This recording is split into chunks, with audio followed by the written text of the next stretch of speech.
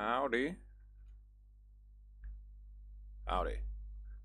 I hope everything is okay. As usual. I mean, not it's not usual that everything is okay, but I hope The that that's abyss the is like case. the world's shadow. It's always there, and it will never perish. Alright. I mean, you know best about that. So, let's get right into it. Because I'm only by the but let's change the party a little bit. Because there are some weaklings there.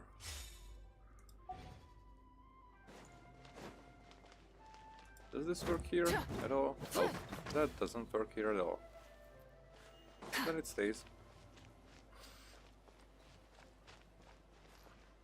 Am I going in the right direction?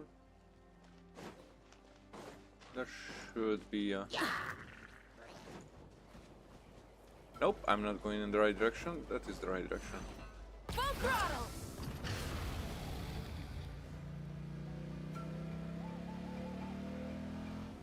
Somewhere up there. Ish.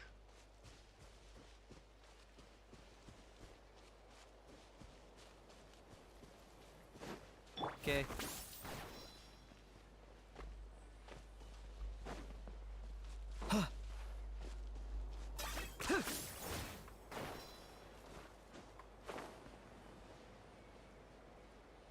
Is this going to give me phlogiston? Nope.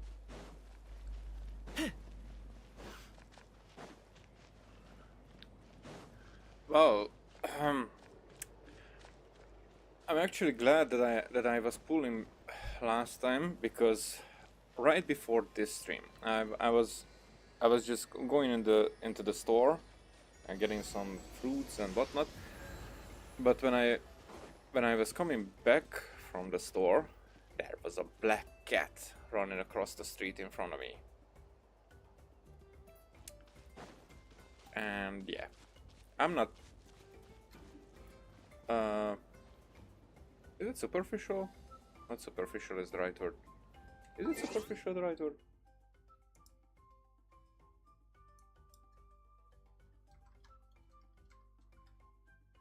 Nope.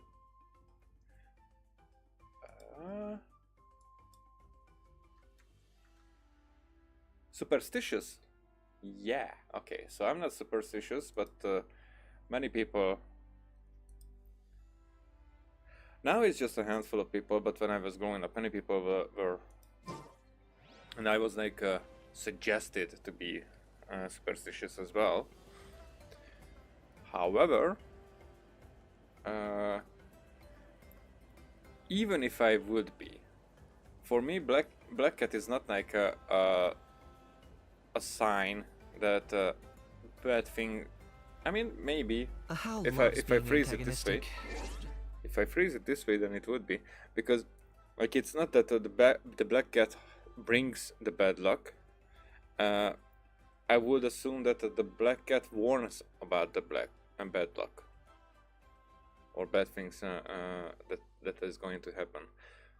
As far as I'm concerned, as if I would write it in a story or anything, and then that would be the lore around it. But here it's just well, I already got Skirk, so haha, you have no power over me. Ignore him when he's mouthing off. Okay, let's Don't see let him get under your skin. what Jensen is to say about me. Oh, Tulani and Paimon. Fancy that. I didn't expect to run into you two here. Wait a second.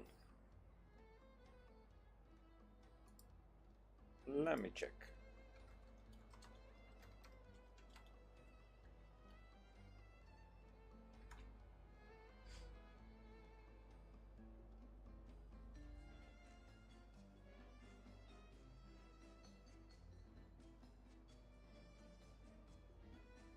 Okay, so she got changed too.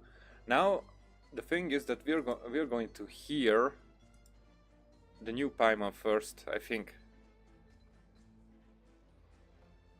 But Jensen was updated earlier. I just didn't realize it, I think. maybe. Oh hey, Coach Yan-san! What are you doing here all by yourself? Hopefully the voice is... Not the voice, the sound is alright. But probably, what I mean is that my voice and the game music, game voice is like in the right relation according to each other. Just so you know, Paimon didn't come here to train. Paimon's not looking to sign up for any diet plan or bodybuilding class right now. Alright, got it. But seriously, what do you take me for? Some coach from hell? I'd never force a student into something they didn't want to do. That being said, a little aerobic exercise would probably do you some good. You could take over my patrol for a while. That would count. Rather than training, that sounds more like helping you out. Yeah, all jokes aside, you're right. I'm looking for some help. The Collective of Plenty is holding a bodybuilding competition soon, and so many people have been busy squeezing in their last-minute workouts that we've run out of staff for patrols. Oh, so you've stepped in to cover their work. But don't you have a last-minute workout to do too? I'm good. For one thing, I believe peak conditioning can only be achieved through consistent training over a long time span. Cramming in a workout at the last minute does next to nothing for you. I agree with that. Not just like with workout, or more like even before an exam or something. The last minute learning is like it's a good way to confuse yourself before actually doing something. I mean, not doing something. It's more like confuse yourself. That even if there's a question coming up that you would have known the answers to, then you would be like, oh, but was it that what or was it just I just read something about, but maybe that's not, and then you're confused. But more pertinently, well, as you can probably imagine, I'm not able to compete in any of the most popular weight classes, and there's no real competition in my own weight class. Huh. Yeah, that makes sense. Huh? What's the look? Oh no! Don't look at Paimon like that! We are not the same weight class, and no way is Paimon competing against you! Traveler, let's just help with the patrol, alright? Otherwise, Yan-san's gonna make Paimon enter a bodybuilding competition! Perfect. I managed to get you on board with just one look. Alright, I'll do it for you, Paimon. Alright, coach, we'll help you out. Thank you both. It should be pretty routine. Just keep your eyes peeled and make sure nothing strange is going on in the area. That'll free me up to check the other section. Let's meet back at the settlement when we're both done. Sure thing. Just leave it to us. We're experts at strolling and patrolling, don't you worry. Mm-hmm. Patrol the area near the Collective of Plenty. I mean, so without any... Oh, okay. So we do have an exact point to get to.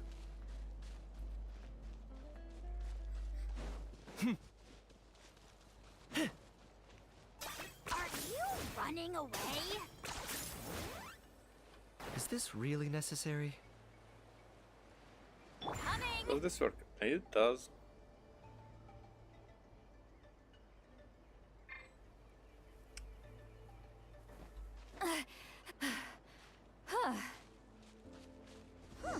What's this?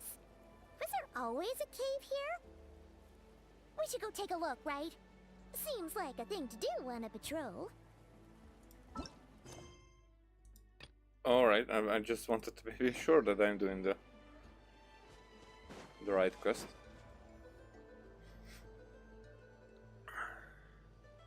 Hey, there's a hilichurl here. Is it sleeping? Doesn't look very hostile. Why is it hiding away here? Everybody, as far as I heard, that because Paimon still has this pitch in her voice, and the new voice actor does a good impression over the old one, but it's not like having that constant high pitch. And as far as I've read, not even heard, as far as I've read some comments about the changes in the entire update, most people were like addressing the new voice actor, and that they were happy about it. I mean, praising that Paimon sounds much less annoying and more like fun to hear. So everybody loves this change. And also I addressed this situation just that much because I don't know too much about it. I did listen to some things that was said about how this strike was turning out. That it wasn't exactly what it seemed to be at the beginning. So it wasn't just about the AI things and whatnot. It was like an unwinnable situation for both sides. And it was dragging on far too long. Way too long for a project at this size to be considered that Hoyo should have kept those voice actors who did not return. But I really do that most of them returned. I'm not sure how it ended, because I only learned a few days ago that there's a new Paimon voice actor. So yeah, there's that. Huh? Huh? It ran away. Oh, yes, our reputation in Natland is more fearsome than we thought. Even Hilichurls don't want to mess with us now. There's something on the ground. You mean that shiny thing? Huh. Must have dropped it as it ran off. Huh. Paimon bets that Hilichurl thought it was a priceless treasure. It was probably planning to hide it here for safekeeping. Until we showed up. Let Paimon take a look. Hilichurls aren't the brightest, so it might not be worth much, but still. What is it? You look so serious all of a sudden. Isn't this just a regular old key? The style is unusual, though. Doesn't look Natlanese. Where do you think it's from? This is the key to the hibernation chamber on the spaceship. What do you mean? What hibernation chamber? What spaceship? Wait. You mean the spaceship? The one that brought you to Teyvat? That's the one. So, how did that key show up here? Are you sure you didn't just drop it? No, I still have mine. I've always made sure to keep it safe and sound. Whoa! Yeah! These look identical! So, if one of them's yours, does that mean the other one is... There are only two of these. One belongs to me and the other to my brother. Knew it! Huh! The keys to a spaceship! Huh! Somehow that really rams home the fact that you really are an actual alien. Oh, wait, no. Descender. Descender. But anyway, now we know where it came from. The question is, how did it get here? How did it get here? The simplest explanation is that your brother lost his key somewhere not far from here, then that Hilichurl found it and ducked into the nearest cave to hide it. If that's true, it means your brother was here recently. And by extension, the Abyss Order was probably here as well. Yeah. Man, this is so crazy. We only agreed to help with the Ensign's patrol on a whim. And now, we've made this bombshell discovery and found a huge lead on your brother. I mean, huge lead? Yet, I mean, other than that he was here, or is, somewhere around here. But...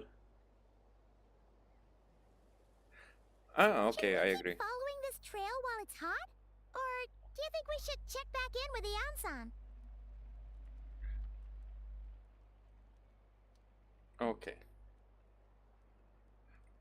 I was worried that the microphone picks up some noises.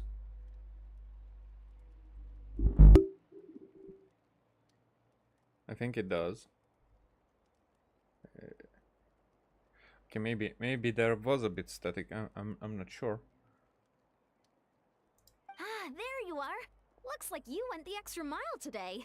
Thanks for being so diligent. I mean, what? We just came to this point from where we were standing when we were talking to you, so it's not that. Oh, hey, Eon-san, what's up? Didn't think we'd see you again till we headed back to the settlement. We were actually just about to go meet up with you. We've made a huge discovery today. I came here to let you know that you don't need to keep patrolling anymore. The bodybuilding competition has just been cancelled, so the usual squad will be resuming their normal duties. They'll be here to take over shortly. Huh. Wait, canceled? Why? What happened? The Abyss Order attacked. Oh. Huh? Didn't expect our suspicion to be confirmed so quickly. Sounds like Ether is on the move again. I find a way to speak with him in person this time. I have to. I mean, we don't even remember that we were talking last time. I've heard of the Abyss Order, but this is the first time I've known them to take organized action on such a large scale. It's like they're preparing to go to war against our entire nation. One little sect versus the entire nation at war? How are they expecting to pull that off? Based on everything we've seen from them so far, they usually prefer to act in the shadows. So, what's different about it this time? What could they be after? No clue. All we know is that they've attacked our tribe, but that doesn't tell us much. Our defenses are holding strong so far, so I'm gonna head to the Stadium of the Sacred Flame and see what Mawika knows. If there's any information out there, she's the one people report to. I mean, they are doing very good jobs. I mean, Janssen and the Paimon one, I have to get used to it, but it's a good job. Oh, want to come with me? I'm sure everyone will feel better knowing that the hero of Natlan is on the case. If there wasn't the first few sentences, I wouldn't even notice Janssen, as I did not notice that she was voice acted differently, like since 2 updates. Huh. Well, I'm keen to find out more. I mean, am I right here? Am I talking nonsense?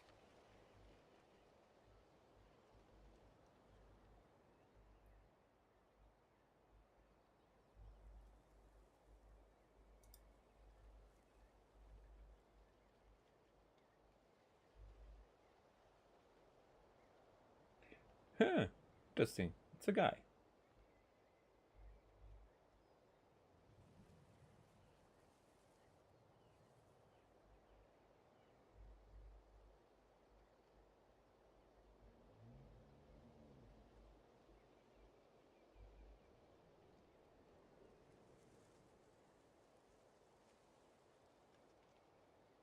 Oh.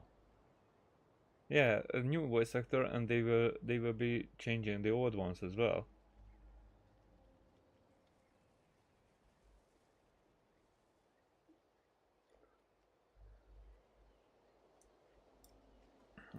Okay, let's just look at it. New.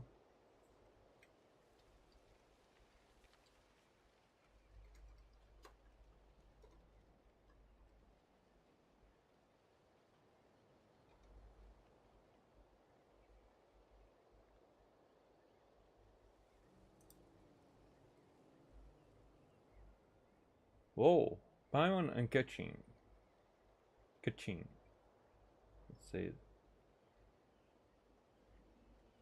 The Kinich one, we know about it.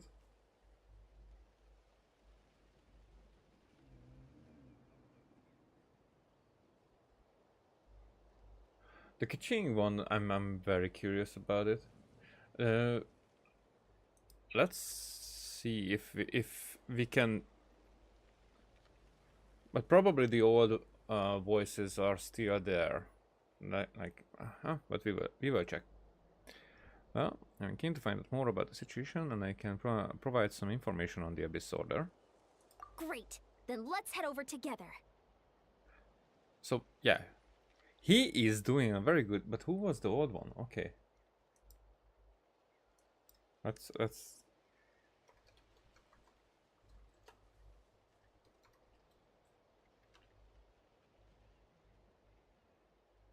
Yeah, the previous one was Catherine Salisbury, and the new one is Jacob something something.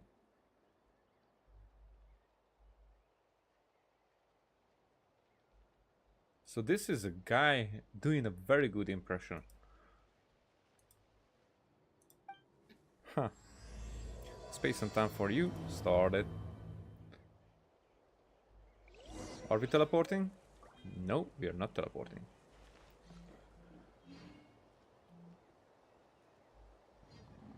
Okay.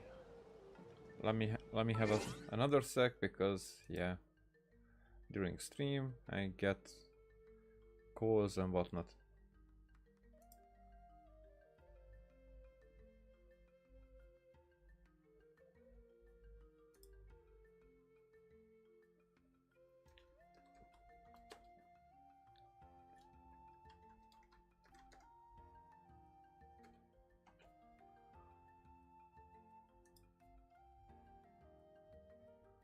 So there will be like a notification as if like R2D2 is beeping behind me. Soon, I would assume. Okay. Just out of curiosity.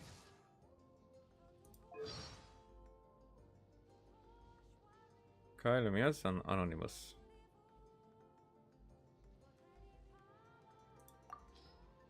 I am Kuching, Yuhung of the Liga Chising. We live in an era of change, as the old order that has existed for 1,000 years is about to be rewritten. Join me. Let us bear witness to this historical moment together. Huh. So are these the new ones? Come on, enough procrastinating. Let's go. Yes. I'm all for work-life balance, but I think this is pushing it. Incoming! Speed of light! Don't blink! Hey! Nowhere to hide. With sword comes shadow. Cut to the chase. Nowhere to hide. You give, you receive. Not bad, as far as treasure is concerned. I'm not sure. I need to remember, but I don't. Whatever.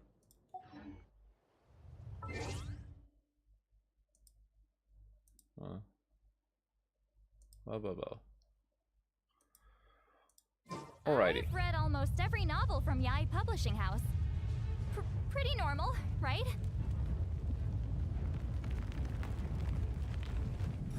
Okay, let's leave this place. Ah! Watch out! The volcano's erupting!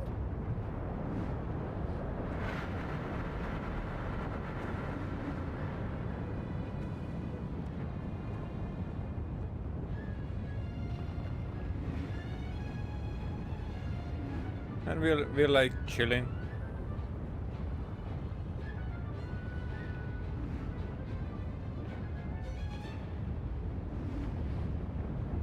Tree. Oh, we can actually teleport. Let's maybe here.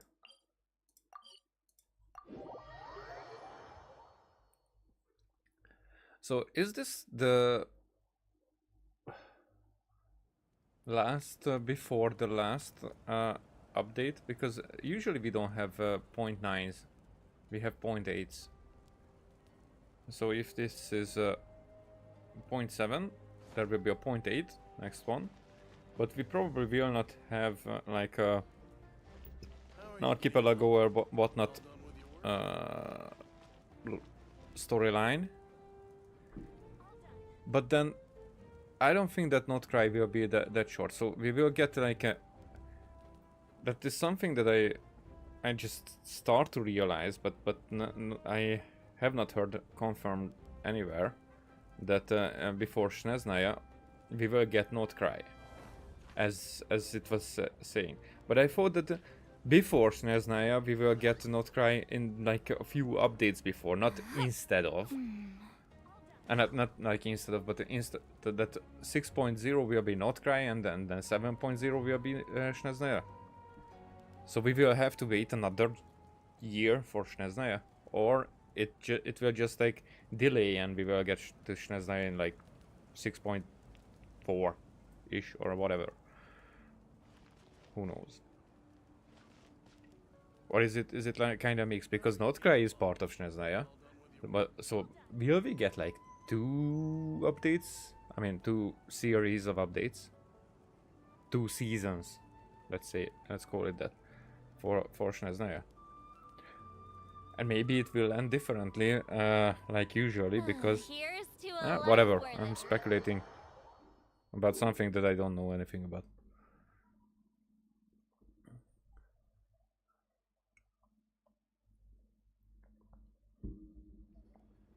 Malika!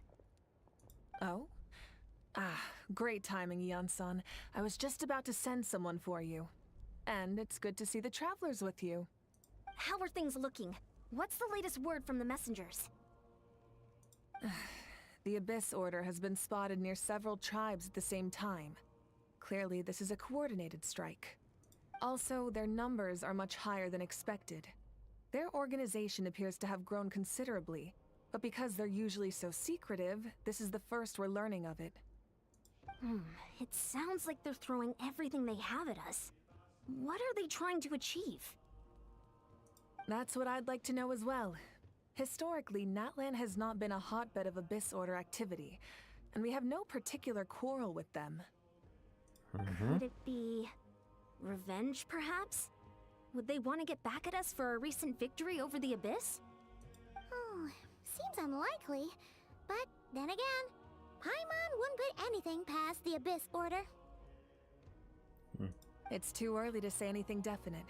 For the time being, we should continue monitoring the situation. How are the battles going? Not too many casualties, hopefully? Well, even if they're committing all their forces to the fight, they're in for a tough time. Our brave warriors have just emerged victorious from an all-out fight against the Abyss itself. Yep. We have a whole nation's worth of seasoned veterans fighting for us. Compared to the true Abyss, the Abyss Order poses a far smaller threat. They cannot endlessly replenish their forces, for starters. However, this is still a war, so we must give it our all and do our utmost to minimize casualties. The Excarians. The tribes are organizing their defenses as we speak.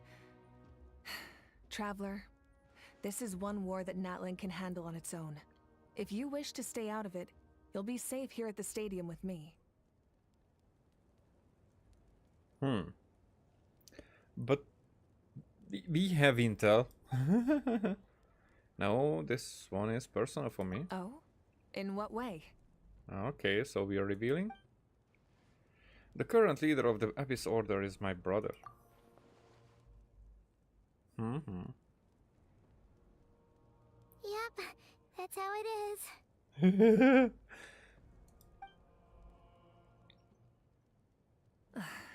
I see.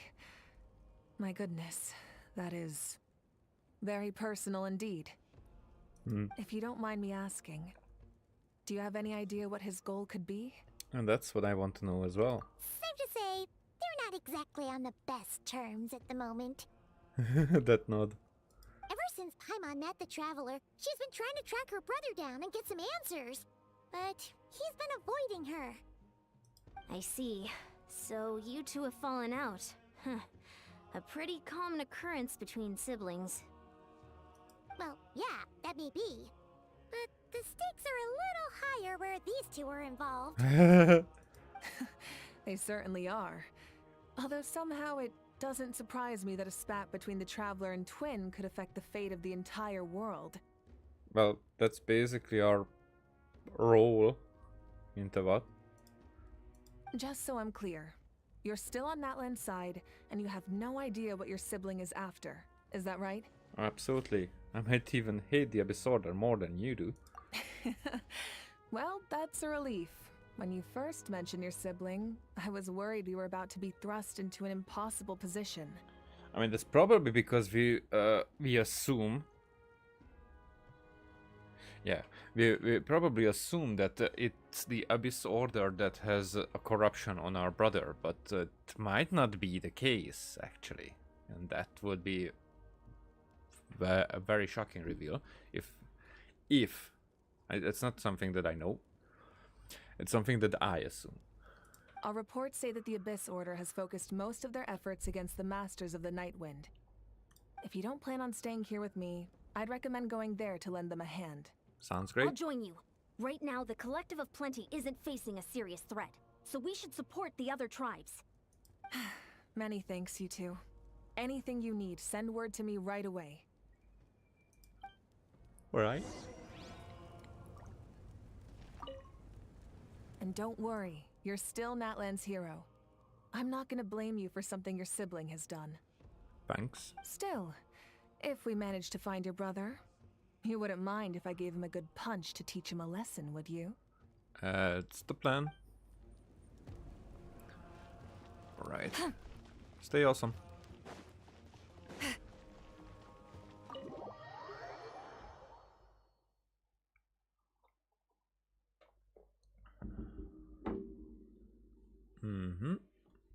So where do we go now? But nowhere. That's 800.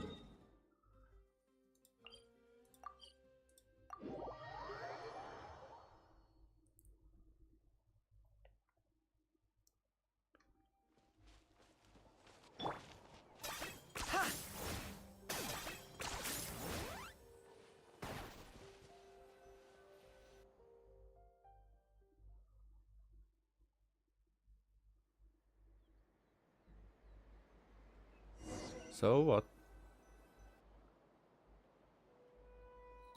Look, it's Ilali. Hey, it's Ilari. Huh. I wasn't expecting to see you here. Are you here to reinforce us? How are things looking? Mawika told us to come here. Oh, the situation must be pretty dire if it's managed to get Lali out of the house. Dire? No, I wouldn't go that far. It's mostly just irritating. Well, for you that's dire. I heard we're being hit the hardest out of all the tribes. What are they trying to imply? They just... Oh, sorry. The more I thought about it, the angrier I got. I couldn't exactly concentrate on my novel after that, so... well, here I am. I heard we're being hit the hardest out of all the tribes. What are they trying to imply? They just think we're pushovers or something? So, that's how they earned the ire of Granny Eatsley, huh? They call themselves the Abyss Order, yes? Ugh, so tasteless. It's exactly the kind of two-dimensional name a clueless writer picks because they don't trust the rest of their writing to persuade the reader of who the real villains are. Hey, she's saying your brother has poor taste. I'm just glad I'm not the only one who thinks that. If I were him, I'd have changed that name a long ago. Wait, what? Are you saying her brother is a member of the Abyss Order? Okay. Prepare to get shocked even more. I only said that because I was mad.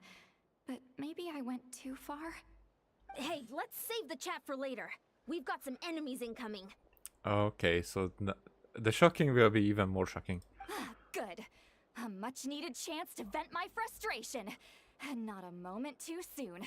Things were getting awkward there. Luckily, I'll never have to find out just how badly the rest of that conversation was gonna go. You Didn't think? have to say that last part out loud, Seat Lolly. Anyway, let's get him!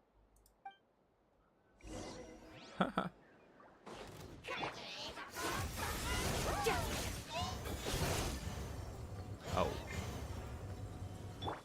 Get to work! Why are you guys Let's ride! Try it! in different order? Oh, because Sitlali is just joined.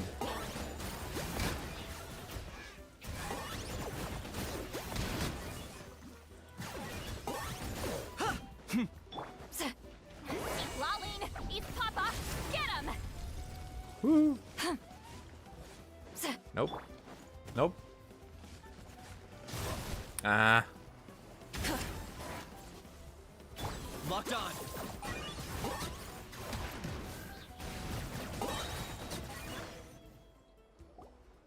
Phew. Much much better. That's more like it. Oh, impressive work, Granny Eatsley.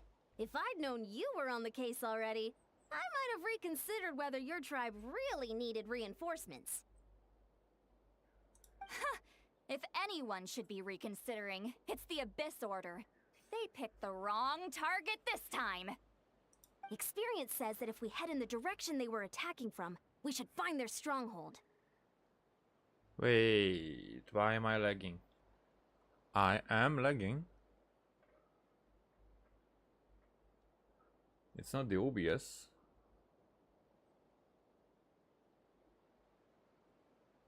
Is it still? Doesn't seem like. But why? It's like...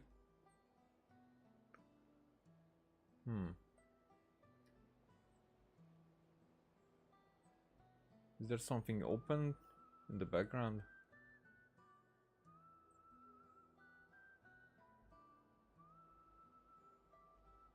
What if I... Okay. Let's test it after... Oh, I will be sneezing.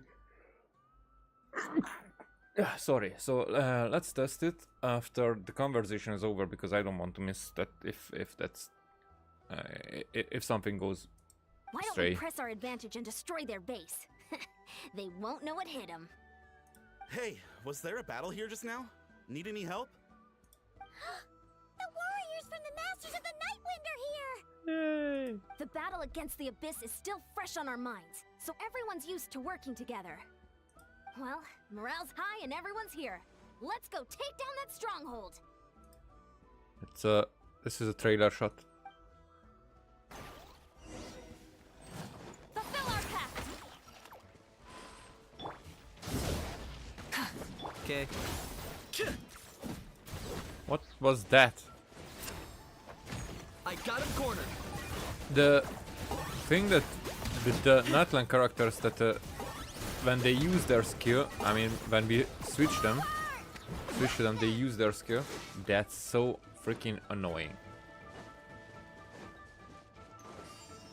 Because I don't need that. I can change. I can do the stuff that I want. It's like. But when I don't want to use the skill, then why am I using? Because I'm switching to that character. That's annoying. Candlesticks created by believers in the Abyss and Chaos will constantly absorb nearby a character's elemental energy and convert it into the void wards. Destroy the ward as quickly as possible to retrieve the coveted elemental energy. What is that thing? It's like it's draining the strength right from my body. Oh. Find a way to destroy it. So I cannot use... Cannot target that. It seems. Nope. Not you, it's it. Get to work! Rise with the sun! Targeted. If this order's resistance is faltering, now's our chance.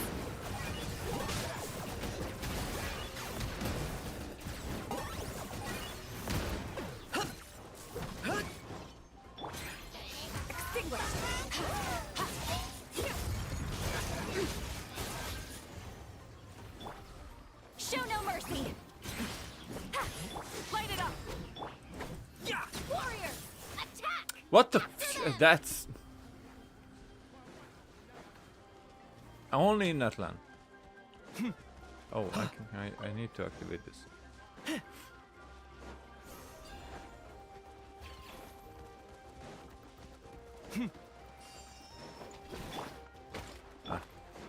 Wrong character again.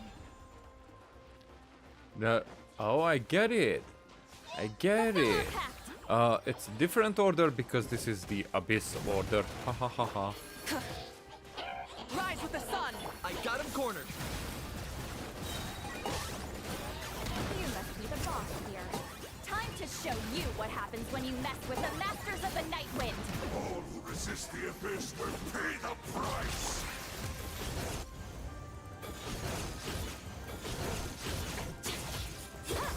Mine to wield. Let's ride! Again. Show no Nobody mercy! needed that. Locked on.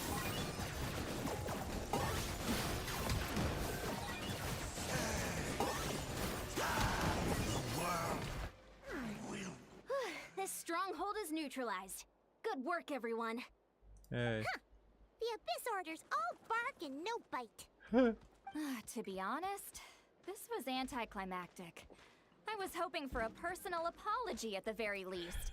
And ideally, a whole speech acknowledging the superior might of the Masters of the Nightwind. Well, whatever. I'll just have to make up for it with some extra wine at the victory feast. With the stronghold cleared, this area should be safe for the time being. But still, something tells me we can't afford to let our guard down yet. Maybe it's just me, but an enemy under siege normally defends their stronghold at all costs. The fighting gets more and more intense right till the bitter end. Whoa. But this time was different. With a few exceptions, most of the enemies here gave up and fled the moment that... well, I don't know, but it seemed like they sensed something. Like our character or but it really sounds like it was would have worked if that was a distraction, but it's just because they want us to acknowledge that they were fleeing because they recognized us. I mean, Lumin. Huh? Not sure I follow. They did a tactical retreat, that's all. It's just a different strategy. I'm not convinced. Don't forget, they're radicals who chose to wage war on an entire nation. They don't do things in half measures. It seems out of character to cut their losses and run like that. So you're saying there's more to this than meets the eye? We know it. I'm saying we don't know enough to be sure of anything at this stage. So let's stay alert and keep our defenses at the ready. So we're no wiser as to the Abyss Order's objective. Back to square one. If I could only get Ether to talk to me, I could get answers for all of us. I'm heading back to the Collective of Plenty. That key is our only lead so far. Paimon had a hunch you might say that. But you're right. If we can somehow use that key to track down your sibling, maybe we can end this war before things get serious. And maybe you can finally get some answers. Now the thing is that the previous voice actor was also when Paimon was reasonable, she was also like sounding alright. So it's more like about the writing that this voice actor will also become annoying when Paimon will become annoying as a character. So it's on the writers, more like it. Wait, you're leaving? But I was still debating whether to invite you to the first victory feast. Go ahead, you two. See, Lolly and I will take care of things here. So we don't even reveal. Okay, that comes later then.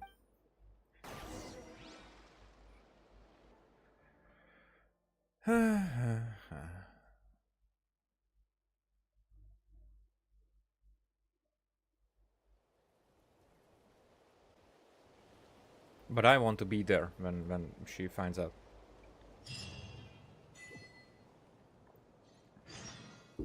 But I would definitely assume that... Oh, wrong button.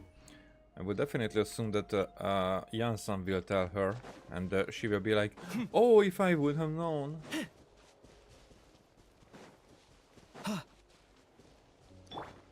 So, as you can see, now Citlali is a number 3 for me, and Skirk is 4 in the battle, because Citlali...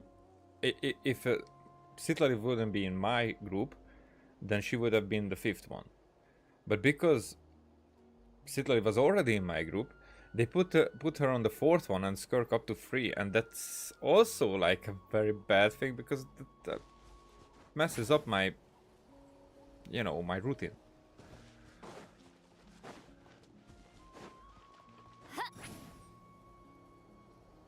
Huh? Huh? Downstairs? How come? Oh, back to the cave.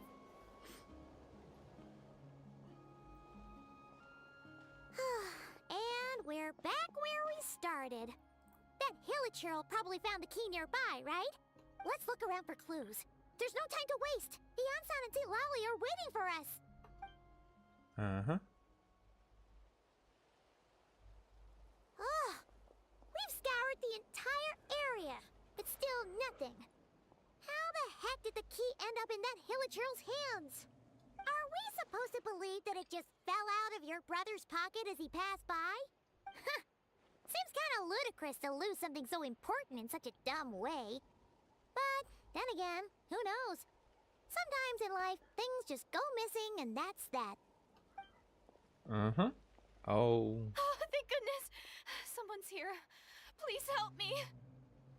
Hey, Miss Karian. Huh? Who are you? What happened?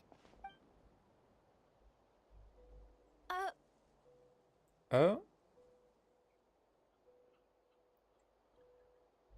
So there are some similarities.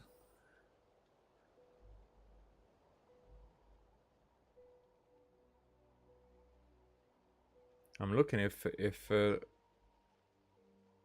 there's a clue in this look, because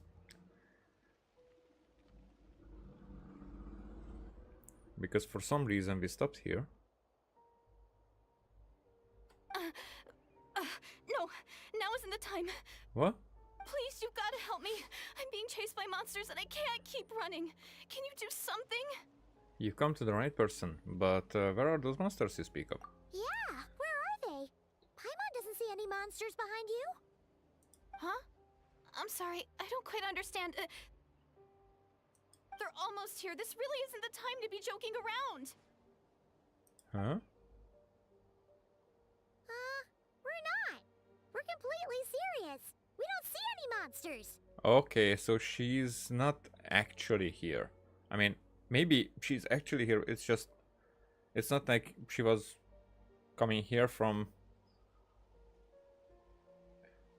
maybe this moment or maybe this universe. I don't know, but something is, because we're messing up with the timeline, so I would assume that it's a different time. Or, but then there is the, if something has changed before, then this would be a different possibility, maybe. But Let's see. how? Oh, there's no time. They're coming. We gotta run. But I really don't see anything. Where do you intend to run to? What's wrong with that girl? She must be seeing things.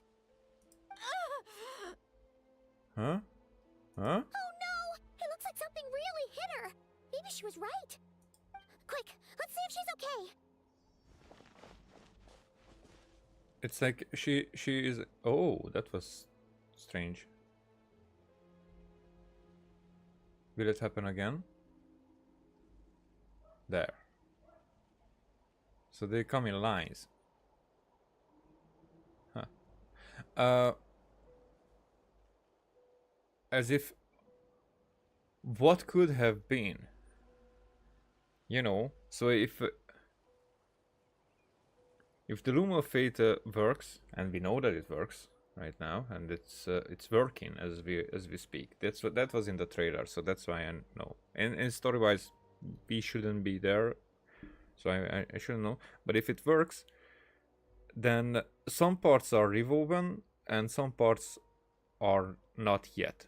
So it could be that this girl and her past was rewoven,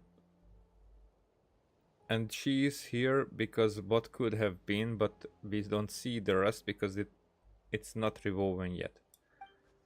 You see? What's wrong? Are you hurt? What was that? The monsters! They're right there! You need to get out of here. It's too dangerous. Let me help you up first. And now? Suddenly I can see them.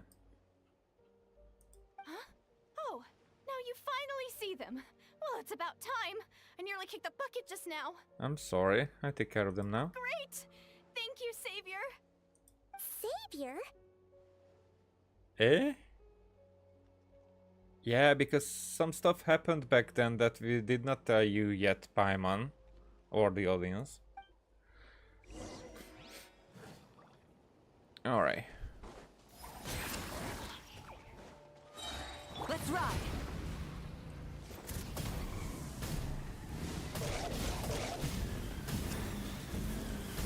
Full throttle.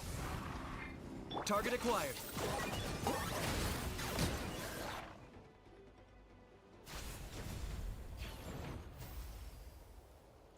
The fuck was that?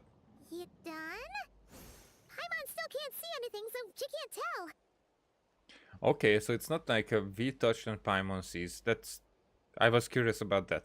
It just looked like you were slicing at thin air. Kind of funny, actually. I don't know what's going on either, but I could see them once I had her hand. Oh, really? Let's try it one more time. I want to check that I got all the monsters. Sure.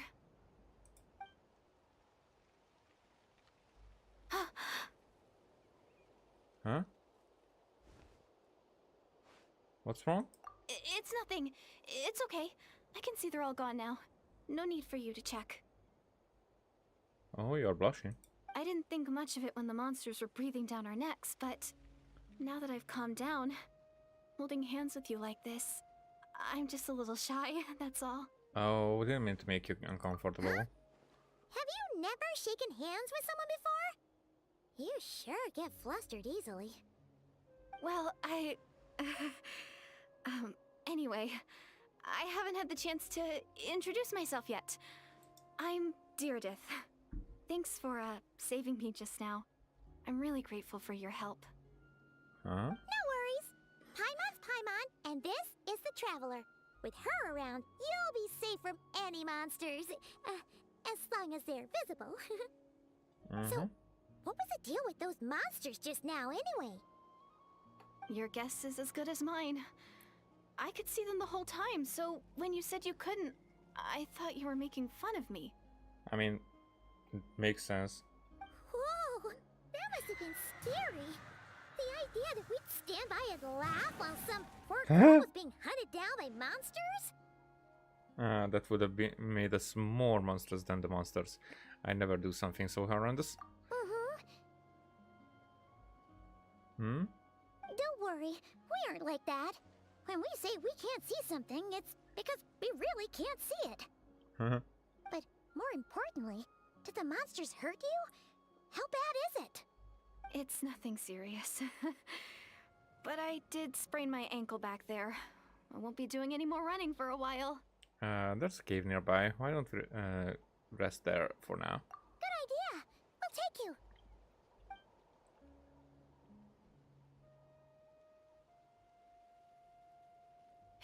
Thank you so much. Despite getting injured, I still feel much safer with you around. Because we are some kind of saviors? I'm gonna stay here until I heal up.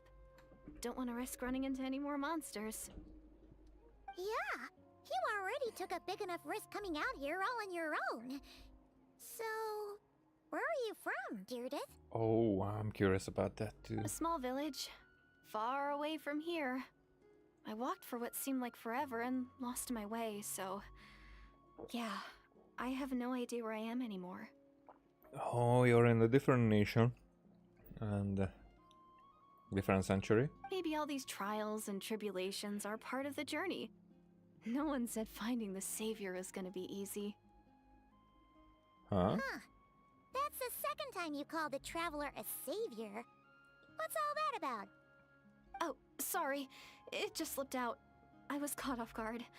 The resemblance is so uncanny. Oh, yeah. Because we're Anyway, twins. let me start from the beginning. There was once a sage who passed through my village. People got the sense that she was truly omniscient. The sage said that doomsday was coming. But as that day approached, a savior would reveal themselves to us. The day of disaster is almost upon us, so my grandmother begged me to leave the village and find the savior before it's too late. Doomsday? I've heard people talk about the savior since I was a kid.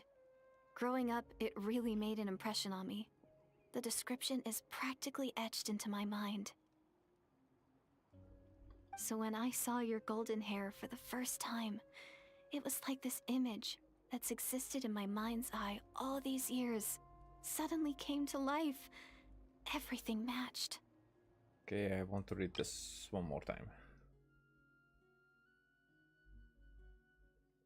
So there was a sage.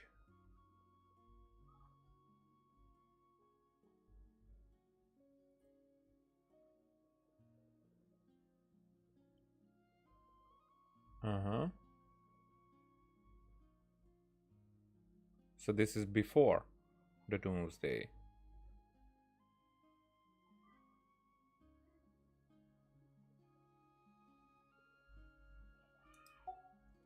Oh, so that's why you were lost for words when you first saw her.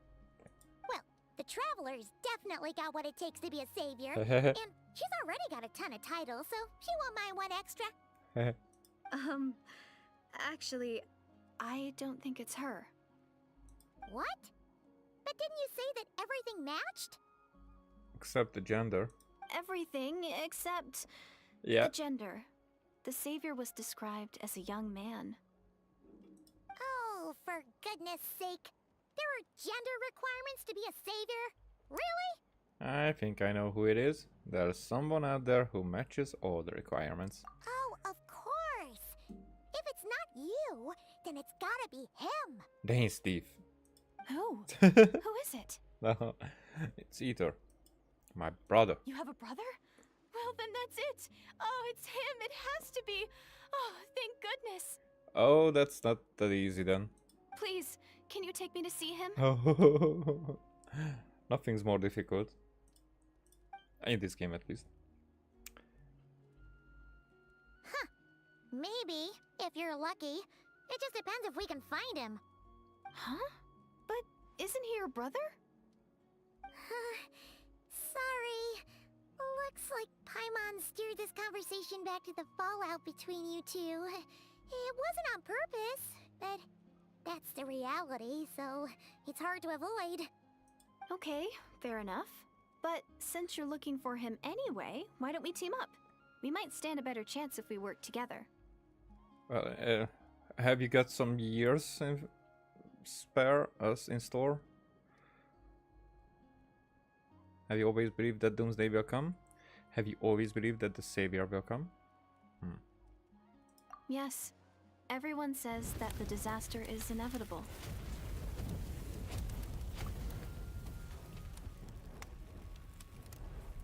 But the Savior will rescue us all from our pain and suffering. I've always dreamed of meeting the Savior. Do you really buy this whole doomsday thing? Seems kind of far-fetched. Nope, if we jump back 500 years. She spoke with conviction. I don't think she's lying. Maybe it's another lie spread by the Absorber. Please put 2 and 2 together, it's not that difficult. Huh? See? She broke eye contact. Sure sign of a guilty conscience. Time No. to press her for answers. No, it's not. It's just frustration. What's wrong, Deirdis? Something's clearly bothering you. You want to tell us what's going through your mind? Oh, I just, how should I put it? The Traveler looks just like the Savior of my dreams. And it's not every day that the Savior of your dreams swoops in and saves the day in your moment of crisis. So I'm just a little overwhelmed, that's all. 3 seconds of unbroken eye contact is the limit. I don't think my mind and body can handle any more than that. You're even counting? What do you mean, limit? What happens after 3 seconds? I just love these looks. How am I supposed to respond to that? I'm sorry. Please forget that I said anything. Let's just leave it there for now. Like I said, I'm going to hide here until I feel well enough to move again. If you manage to find the Savior in the meantime, please come and let me know. Thank you. It's because people were talking about that this girl looks different than any NPC that we've seen, but I think that we will get to Kanria at one point, and there will be these kind of like Caribert, like his father. What was his name?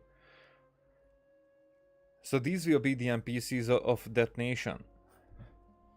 And that, well, there is, if you take just the clothing and that, like the Akasha terminal was in Sumeru, some kind of accessory like here and the flowers, and as we go from nation to nation, the NPCs get more and more exquisitely dressed.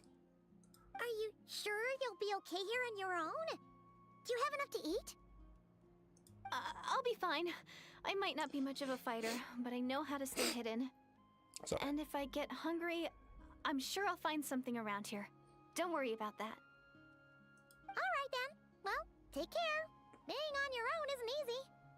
I mean, that's what she was doing for a while now, according to her. Next What trip? a No. mysterious girl. We should definitely keep an eye on her. But hey, at least she seems to like you. And it sounds like she's gonna help look for your brother when she's healed. Anyway, this is probably all the progress we're gonna make for now. Let's head back to the Masters of the Night Wind and see if they need our help.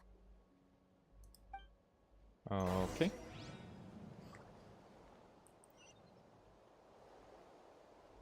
Well, that's a distance. Oh, is she still here? Yeah. Don't worry, I'm fine. I just need some time to myself. Okay.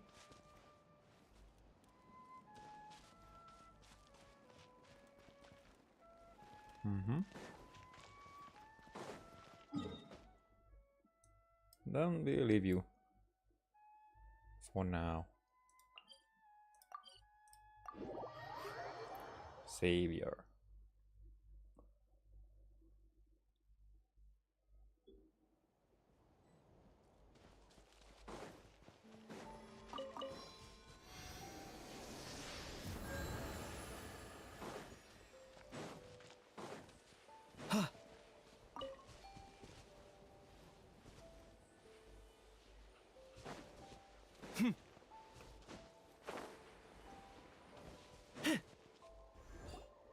Oh, you're back. How did it go? Find anything? Kinda. Nothing substantial, unfortunately. But we had the weirdest experience. So I take it that the war's still on? No progress yet, I'm afraid.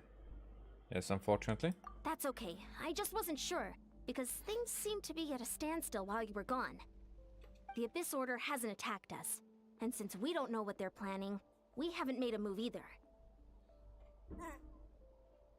In a word, it's a stalemate. The guards have been keeping watch around the clock, but for everyone else, you wouldn't even know we're at war. Huh. Really makes you wonder what the Abyss Order's thinking. Or doing. I was wondering, Traveler, if you have the time, could you go and pay a visit to the guards? They've been working a pretty demanding schedule. I was gonna go see them myself, but I'm sure they'd appreciate a visit from the greatest hero of our time. Oh, but you're a great hero too, Yan-san. Well, since you ask, this is technically my sibling's fault, so... Great. Thanks, you two.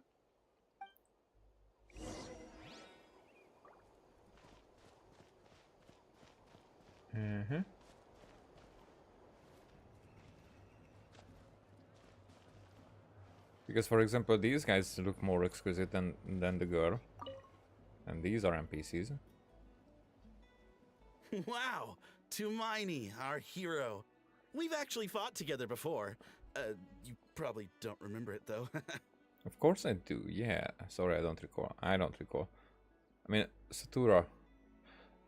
Maybe I missed talking to him, but it would be a great thing if I would actually do. That's to be expected. You took point, and I was much further back in the ranks. I saw you, though.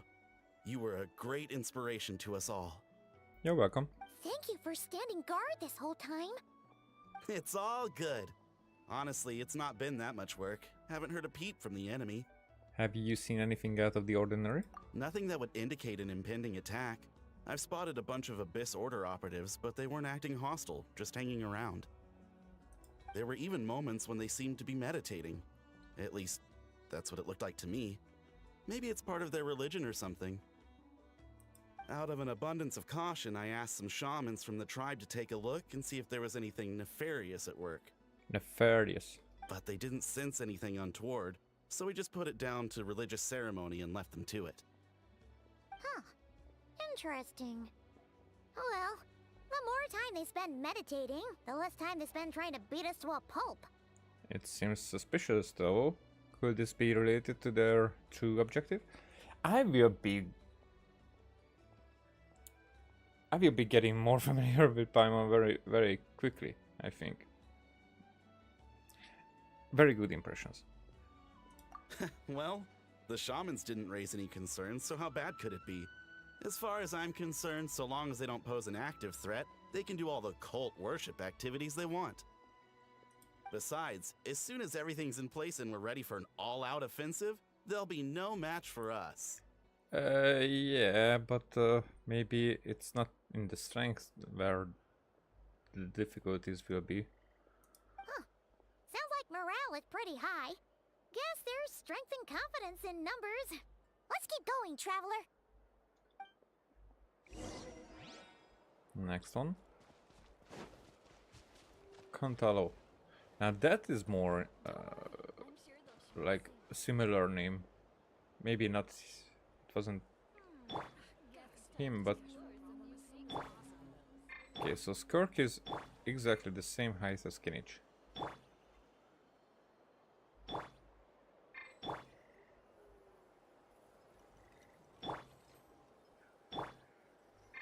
Taller than Sitlali. Because I'm not sure about her model, but it seems like her model is the younger model, because it's somewhere in the middle. Let me show. So because these models have their posture on their right leg, and the tall ones are on their left leg. Right leg, left leg, left leg. So she's definitely the young model then. Yeah, too young? Yes. Yeah, okay, the young model. Alrighty. Huh? Is that Tumaini? What brings you here?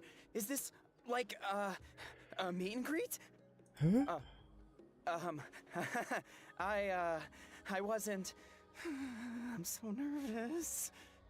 Hey, come on! You'd march to war without so much as blinking. What's so scary about a chat with a traveler, huh? We are not amused. It's not the same thing at all. There are plenty of chances to go to war, but a one-on-one chat with our great hero, that could be a once-in-a-lifetime opportunity. Now, according to Simulanka, it's where everybody was considering us. Hey, Radon. Reform. Sorry. Everybody has considered us as the hero in Simulanka until we wasn't. Weren't? Wasn't. So, I would assume the real hero will show up soon. Or should be. How can I not be nervous? What if I say something wrong? Or if my posture's bad? Or if I accidentally make a weird expression with my face? One bad impression can stick for life. Now this is a bad impression already. No one's here to judge you on your posture or your facial expressions. Relax! I mean, until you don't do a bad facial expression. Like an Ahagao. Alright then. I'm sorry, great hero, but I have a small favor to ask. What Paimon guess? An autograph, right? That's easy.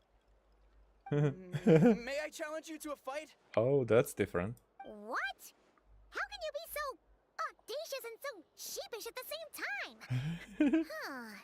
Paimon's starting to think your nervousness is all just an act. Well, sometimes people have that kind of personality that this is that gives them confidence that they are allowed to be this sheepish, as she puts it. Because, for example, I have my clumsiness, and I really like to laugh at my clumsiness, and that makes me that gives me confidence over the situations where I would look silly. So I can relate to that. No, of course not. I just figured that if I don't ask now, I'll regret it for the rest of my life. But I am still on patrol, so please, Great Paimon, if you wouldn't mind taking over for me for just a few minutes? Great Paimon. Ugh, again with the sheepish audacity. Just pick one or the other, will you? I think it's a fair request. What are you waiting for? Bring it on.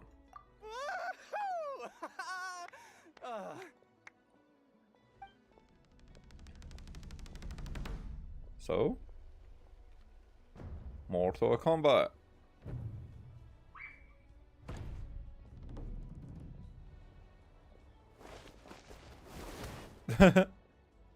Obviously, I never expected to win, but until now, I didn't appreciate just how great the gulf was between us. I'll be bragging about the day I got to spar with Tumaini for the rest of my life. Today's really my lucky day. Ugh. Paimon can't keep up with you. Your tone has changed all over again. Now you've had a spar with the Traveler. What gives? Because now he has the story that he was sparring with the hero. Nobody expects him to win, but he did and survived, and he's still there. He's the one who tells the tale. Well, some people connect through conversation, but we warriors bond by sparring. And now that I've had a bout with the hero, we're no longer strangers. Nothing to be nervous about anymore. It's like with Neo when he was fighting that second-hand guy of the Oracle. Or right-hand guy or whatever. Well, to each their own. But Paimon's still gonna stick to conversation. Have you noticed anything out of the ordinary? Not at all. We haven't spotted any new enemy movements. As Paimon expected, nothing here either. Let's do another lap and get back to Yan-san. Alrighty. I mean, she We're was back. right So, there. Did the guards find anything? Nothing much, no. Someone mentioned that the Abyss Order has been doing some kind of meditation or prayer, but apparently it seemed harmless. Paimon wants to lodge a complaint about one of the guards, though. His name's Kentalo. Cantello. I ignore Paimon. He wasn't a problem. Everybody. Traveler? You're back already? No one thought to wake me up, huh? In fairness, you look pretty hungover. Can't imagine anyone wanting to wake you up in that state. I'll have you know I'm perfectly sober when I'm hungover.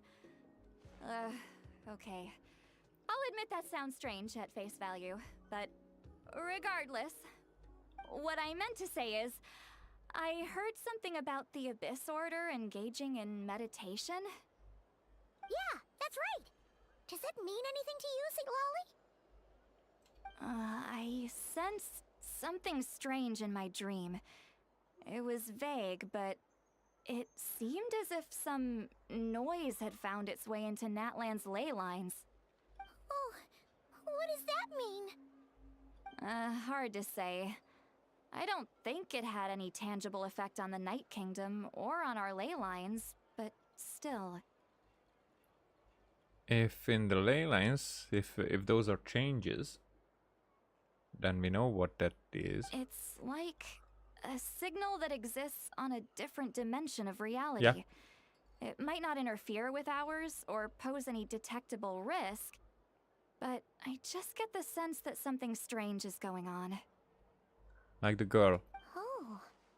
So even someone as familiar with the ley lines as you can't tell what's going on. No wonder the shamans that Satura called to the front lines couldn't sense anything. Ian-san, I think we should go talk to the chiefs. There's no point dragging this out. We need to take the initiative and drive the Abyss Order out of Natland for good. If that's the Council of Granny Eatsley, I'm sure the chiefs will agree. But it will still take us some time to gather the required force. In war, adequate planning and preparation is the key to victory. Sure, but the finer details aren't my concern. Anyway, I'll leave you to it. Just remember to come find me when you're ready to talk to the chiefs. Actually, since you're here, Citlali, I might as well ask one more question. Oh? Sure, what is it? Have you ever heard of monsters that are only visible to certain people? Huh, you mean only select individuals can see them? Now that's a strange one. I guess they could be manifestations of a disturbed psyche? Or extreme negativity embodied in physical form? It could also be a simple case of dead monsters whose souls got stuck here somehow. Well, I say simple. Things quickly get confusing when you start looking into monster souls. For starters, trying to figure out which classification system to use is a real pain in the... Alright, we get it. Granny Eatsley's learning and wisdom knows no bounds. But could we just get the short answer? Hey, I was just thinking out loud. You really think I was just trying to flaunt my knowledge? Anyway, the short answer is... there are many potential explanations for the kind of phenomenon you describe. That said, it's not something I've ever encountered in all my years. Oh, wow. Okay. Well, if Granny Eatsley's never seen it, it might as well not exist, right? Hey, I'm not that old! I didn't even think about that. I agree, it's hard to say what it was for sure. Care to elaborate on what happened? This all sounds rather mysterious. And we tell the two about what happened. Really? You had to hold her hand to see the monsters? Sounds a little contrived. Jealous much? Huh? That's the part that bothers you? I mean, that's very similar to how you shared your powers with us. Maybe the point is more that it requires direct physical contact, whether that be hand-holding or otherwise. But that's neither here nor there. What bothers me is, it sounds like she's convinced that your sibling, the leader of the Abyss Order, is a savior. This is the moment. This is it. That's what I've been waiting for.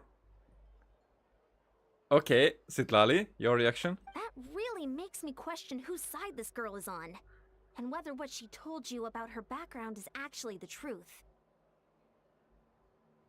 Sorry if that comes across as paranoid. It's just hard not to be suspicious of everything when we're in the middle of a war. Actually, Paimon feels like you make a fair point. But reaction. Whoever this girl is, she sounds like bad news. Okay, well, you're clearly just jumping to conclusions. But no reaction. Do you think she's a spy? Do you think she's some kind of a weapon?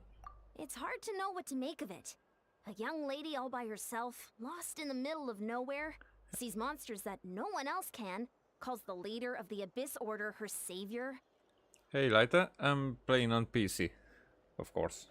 I mean, for me it's of course. At the very least, we should remain vigilant. Keep a close watch on her.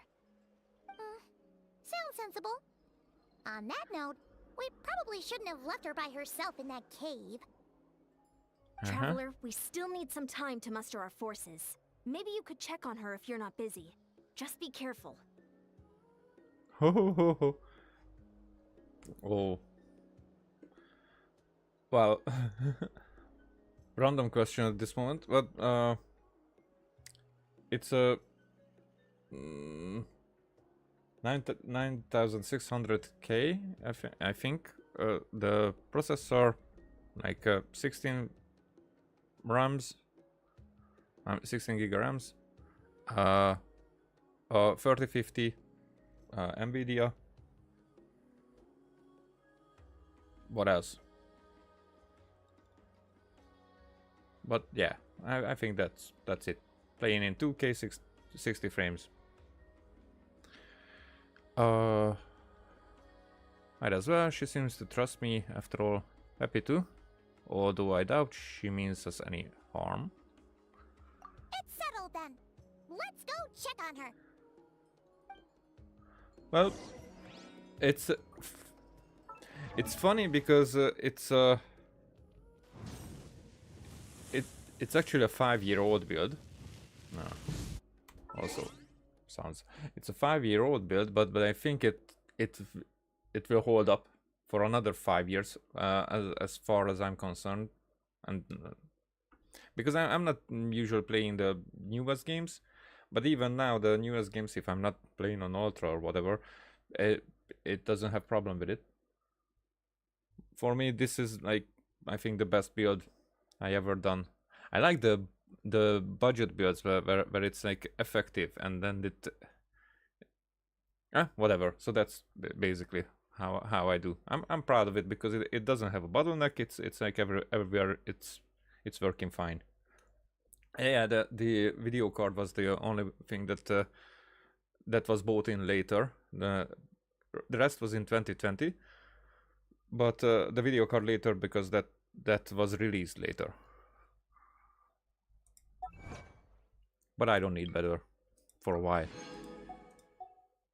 That's for sure. Okay, can we talk to anybody here? Don't worry, I'm sure You guys? Why holding hands? Why that specifically? Why not literally anything else? But why? What is wrong with the hand holding? Oh, for Genshin, yeah. It's more like I'm not normally so suspicious of strangers, but at times like this, the safety of the tribes has to come first. So I'm more concerned about other kind of games. Before the 3050, I had a 1060 in it with only 3 gig RAM, or it's not even gig RAM. What's it called? With 3 giga DDR5, I think, but it wasn't enough for a lot of things. Genshin was working with that as well. Quite good, but I needed more for better games. That I'm actually not playing nothing. I play nothing as much as Genshin. I definitely have more than 5,000 hours in this game, and it's it's scary to think about that. I never played anything for this long. So, teleporting back. It's like we are going back and forth here.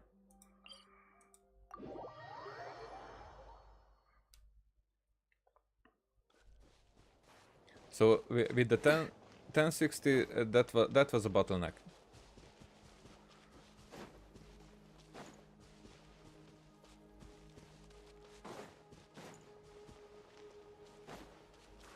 Whoa.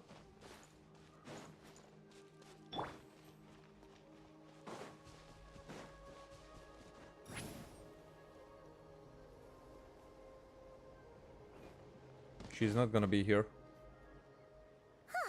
Here we are. Deirdre will still be here, right? Nope.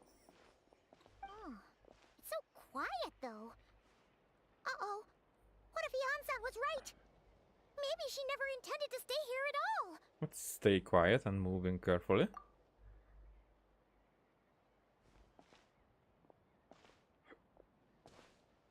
Traveler, watch out!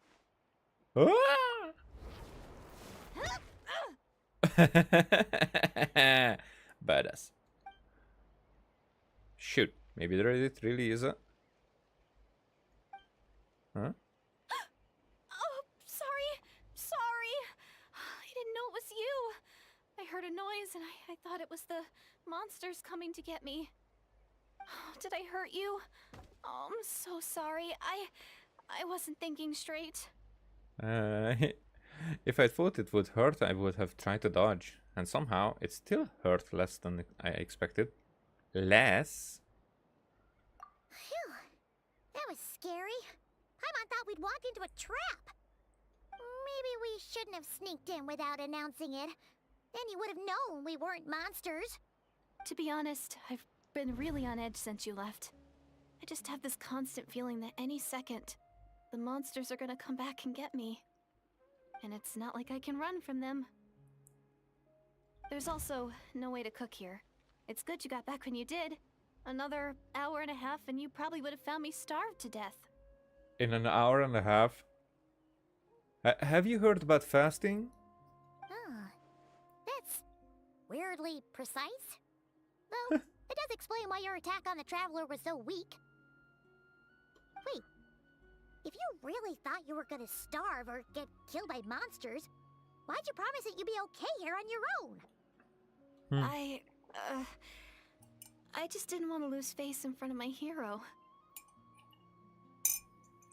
She already saved my life once. That's more than enough. I just don't want to come across as a constant burden. Huh. For someone on the brink of starvation, you're pretty preoccupied with your image. What's the real reason? Ah, yeah, Paimon is through that. What? That is the real reason. I'm kind of bearing my soul here, you know? Could she really just be an injured civilian? Anyway, so, could you make me some food now? You are unbelievable. Sure, I know just the recipe. Only takes an hour and a half. I wanted to answer the first, but maybe it's considering both. Oh, Paimon's getting hungry now too. Go on then. You can join us for dinner.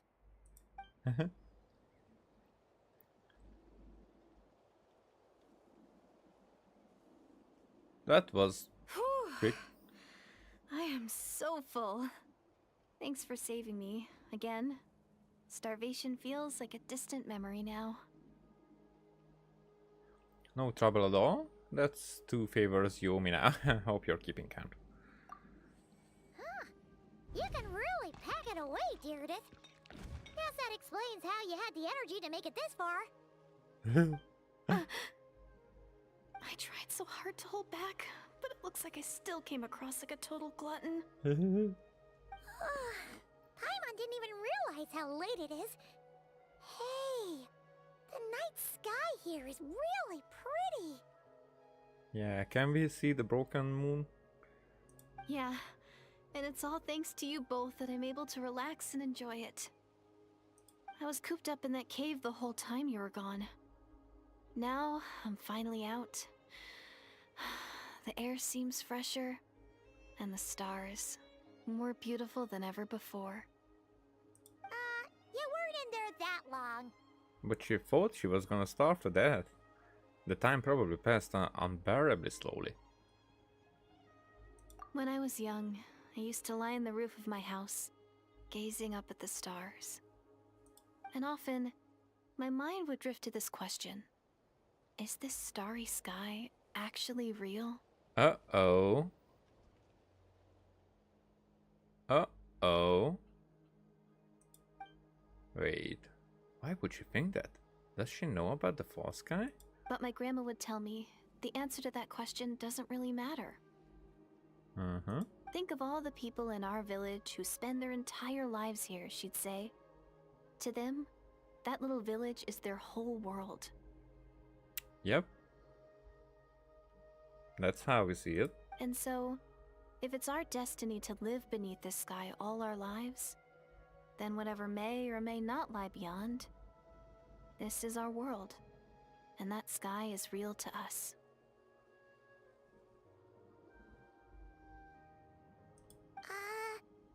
Paimon kinda gets you, but also not really. Is it kind of like how journeying with the Traveler is everything to Paimon right now? That seems kinda right, but also not really. I really treasured my world for a really long time. The village was my everything. The houses, the scenery, stories I always loved to hear about the Savior. But you haven't told us where you're from. But I could never bring myself to agree with Grandma. Even if the village was my entire world, I still had to know what lay outside its borders. Yeah! Go you! So, I finally ventured out and set off on my journey to find the Savior. I'm going to make my world bigger, one step at a time. And I'm not going to stop until I've seen what's beyond the stars. Huh. It's like you're qualified for a vision. Maybe then, I'll finally get an answer to the question I had as a child. Beyond the stars. Who knows? Maybe one day, I'll be sitting and chatting just like we are now, but with someone from another world. I mean, Yeah, one day. Oh, if only we could tell her. But it's probably best not to open that can of worms right now. Ooh, it's interesting to see their head size this close to each other. I need to find the Savior and protect my world. Then, I can make sure it continues to grow. That's the most worthwhile thing I could think of doing, so I've been giving it everything I've got. You know what? It's pretty cool. Paimon kinda wants to root for you now. Sorry. I got a little carried away. I always get chatty after a hearty meal. Just like my grandma. The more we chat, the more convinced I am that she's not a bad person. And it doesn't sound like she's been brainwashed by the Abyss Order. Maybe we can afford to trust her? Hold on. Shh. It's them. The monsters are back. Where? Oh, still invisible, huh? In that case, I guess we gotta try the trick again. Can you see them now?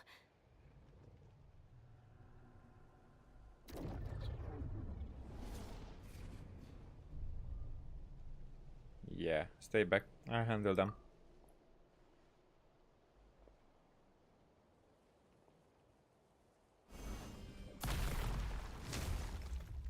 Haha. Oh, Paimon still can't see anything. But please, be careful. Fulfill our pact! Rev the engine! I got him cornered.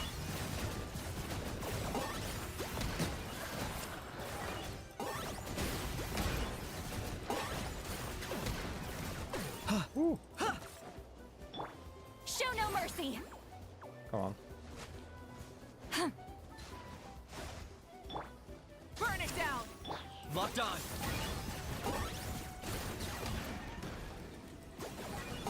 Oh, that's a new one.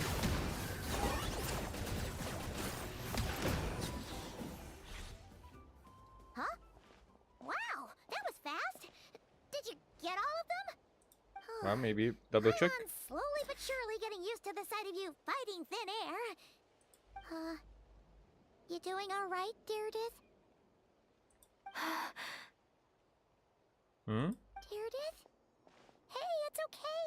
There's nothing to be scared of anymore. Oh, I'm fine. I just spaced out there for a moment. You spaced out? That's a pretty bold move under the circumstances. I was just... the image of the Traveler fighting to protect me. I was trying to commit it to memory. Seems like the least I can do. All right. Whatever floats your boat. Yeah, she really puts us on a pedestal. Anyway, there are no more monsters in the area, and it's getting late. Why don't you stay here tonight? Sounds reasonable to Paimon. What do you think, Traveler? I'm personally satisfied that there isn't a threat, but it can't hurt to monitor her for another night. Right? Huh? Deirdre? Why are you going in alone? It's let's not forget that originally it would be Ether who would be here. And it would be like a, you know, it could be a bit love-struck story going on. As you stare at the hibernation chamber key in your hands, you start to do something. Soon a vivid dream fills your mind.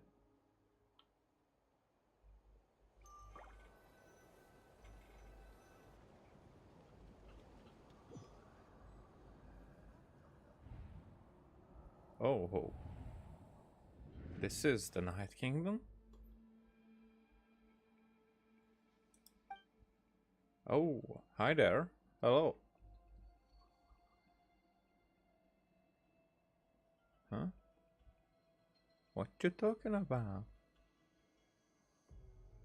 Mm-hmm. Ether and the Lord of the Night? Hmm? Hmm. My head hurts. My headache, it's gone. I think I hear a voice in the darkness. Doomsday. A fitting name indeed. A blood-red sky.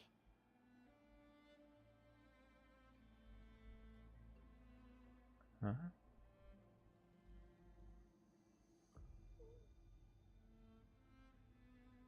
The cubes. We have the cubes.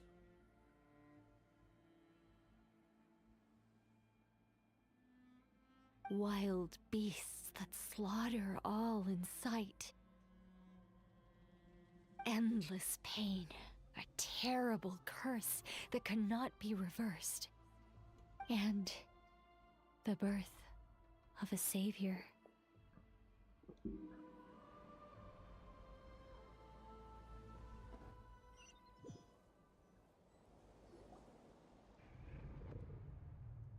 Wow.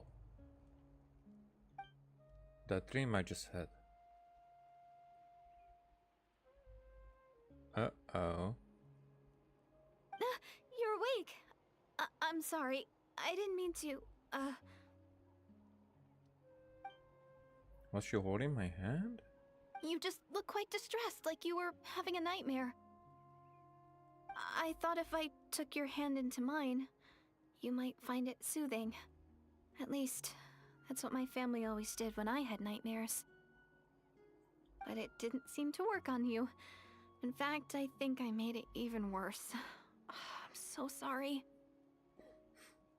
Oh, is that right?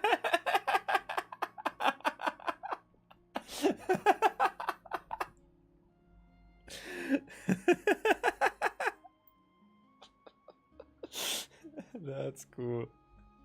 Huh. You better not be trying to pull a fast one on the Traveler. What? Don't be so... I have more self-control than that. Self-control? What does that have to do with it? Now it does. I still can't remember anything. What did I see in my dream just now? I think I saw Ether in the Night Kingdom at the very start of the dream, but I can't remember what happened next. So we don't remember about the Kanria picture? Or we don't remember what happened here because we switched to the Kanria picture? Never mind. If the memory is gone, I can't force myself to remember it. Oh. Huh. I'm gonna go back to sleep. We can catch up tomorrow morning. No way is Paimon getting back to sleep after this. Haha. You go ahead. But for the rest of the night, Paimon is staying up to keep an eye on this young lady. What does this look? Oh, do I really seem that shady to you? Okay, end of chapter. Nope, just... Well, Deirdre, there should be enough food for 3 days. Make sure you eat the perishable stuff first, so nothing goes to waste. You can tell which stuff is perishable, right? Huh? Yeah, I can tell from the ingredients. Thank you so much for making all this for me. 3 days will definitely be enough time for my ankle to heal. Then I'll continue on my journey to find the savior. All right, then we'll be off. Bye for now, Deirdre. Hey. See you? Wait! But if this is goodbye, how am I supposed to find you again? Uh-huh. Oh, I mean, what if I find your sibling? How am I supposed to let you know? Ah, that's a good point. We share the same goal, but we're constantly on the road, so we've got no fixed address. How about this? When the time comes, you can just write a letter to Mawika. She'll be able to find us for sure. Mawika? Who's Mawika? Hold on. I think I see something over there. It's the Abyss Order! They're here! And she's probably not going to see them. But it doesn't look like they're marching to war. More like they're running away? Where? What are you talking about? Uh-huh. A bunch of Abyss Order thugs! You don't see them? They're heading right this way! Wait a second. That's strange. I guess it's my turn to not be able to see the monsters. I bet. The tried and tested method will allow you to see them. You're right. I see them now. You weren't joking after all. So this is what it's like. What a weird situation. What is making these monsters invisible? Is it Deirdre? Or the monsters themselves? Or is it us? Or is it overlapping timelines? Well, might as well mow these ones down, just so they can't pose a threat to the tribes. Wait, that sword?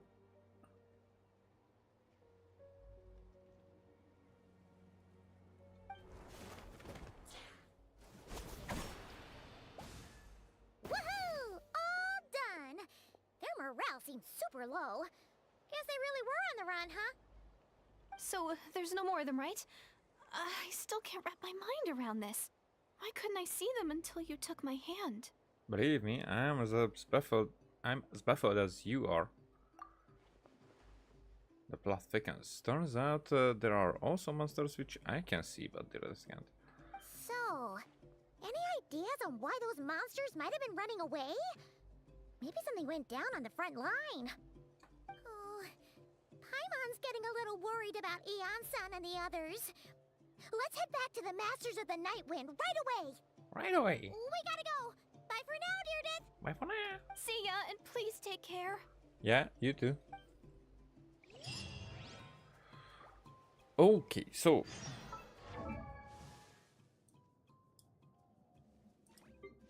Traveler. Weapon. Switch.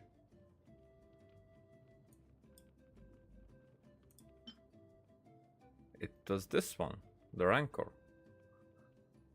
Why?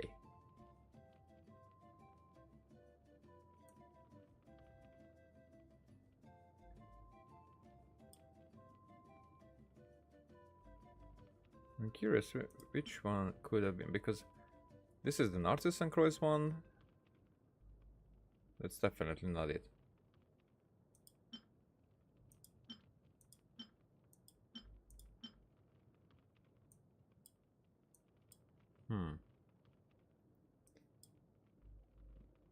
What would make this appear here? Because we had the dual blade, like all along. Until we got the Narcissus and Croix. But even after that, this just appeared.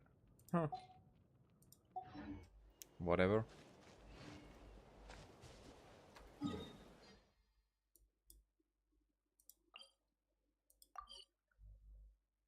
Up there or down there? You'll see.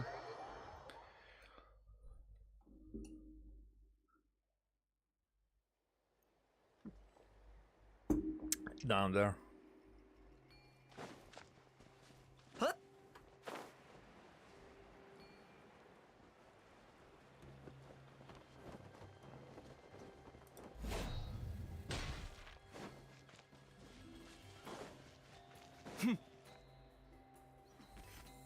What up, my dude? Hey, Yansan! We're back! We ran into quite a big group from the Abyss Order just now. Has something happened at the front? Uh-huh. The front line has collapsed. What? Huh? But how? Did the Abyss Order send in reinforcements? Did they develop some kind of secret weapon? No, relax. Their front line has collapsed, not ours. Huh? Feels like you could have phrased that more clearly at the start. But this is good news, right? Why'd you still look so serious? Did we finally launch an attack? Did we unleash the Pyro Archon smite on them? No, we're still mustering troops. Nowhere near ready to go on the offensive. So at first, I was also confused about what exactly happened out there. But just now, I got the full story from a guard who was on the scene. He watched the enemy lines crumble in real time. What did he see? One person. Just a single individual. They stormed the enemy lines and attacked with a vengeance, cutting them down like paper dolls. Oh, that whatever. They wielded an unknown power and fought with a sword style that no one recognized. Oh, The oh, guard who Dainsleif. relayed this to me said that before he even had time to react, the enemy was decimated. That's Dainsleif then. I'm only recounting what I heard, and I'm sure the guard in question must be exaggerating to some extent. But still, we have to identify this person.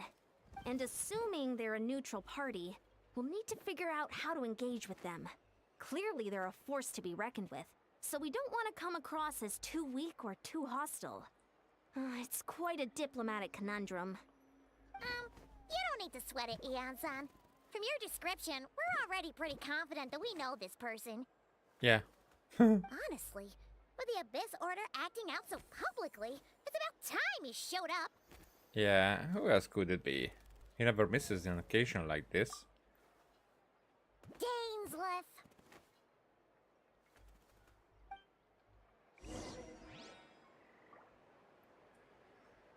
Dainsleif.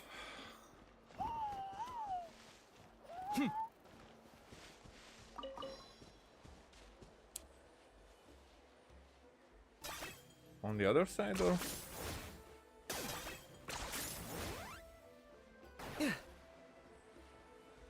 Or down below?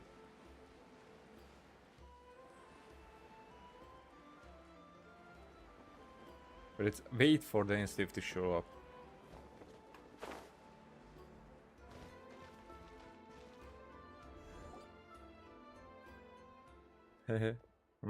Were you waiting for me? No freaking way. No freaking way that he's not voice acted. What did you do? What the frick did you do? Why? It's been a while, Dane. And yeah, after we heard what went down, we figured you'd shown up. You caused quite a stir, you know. Oh, this is a friend of ours from Natlan. Her name's Eon-san. She insisted on coming here to thank you in person.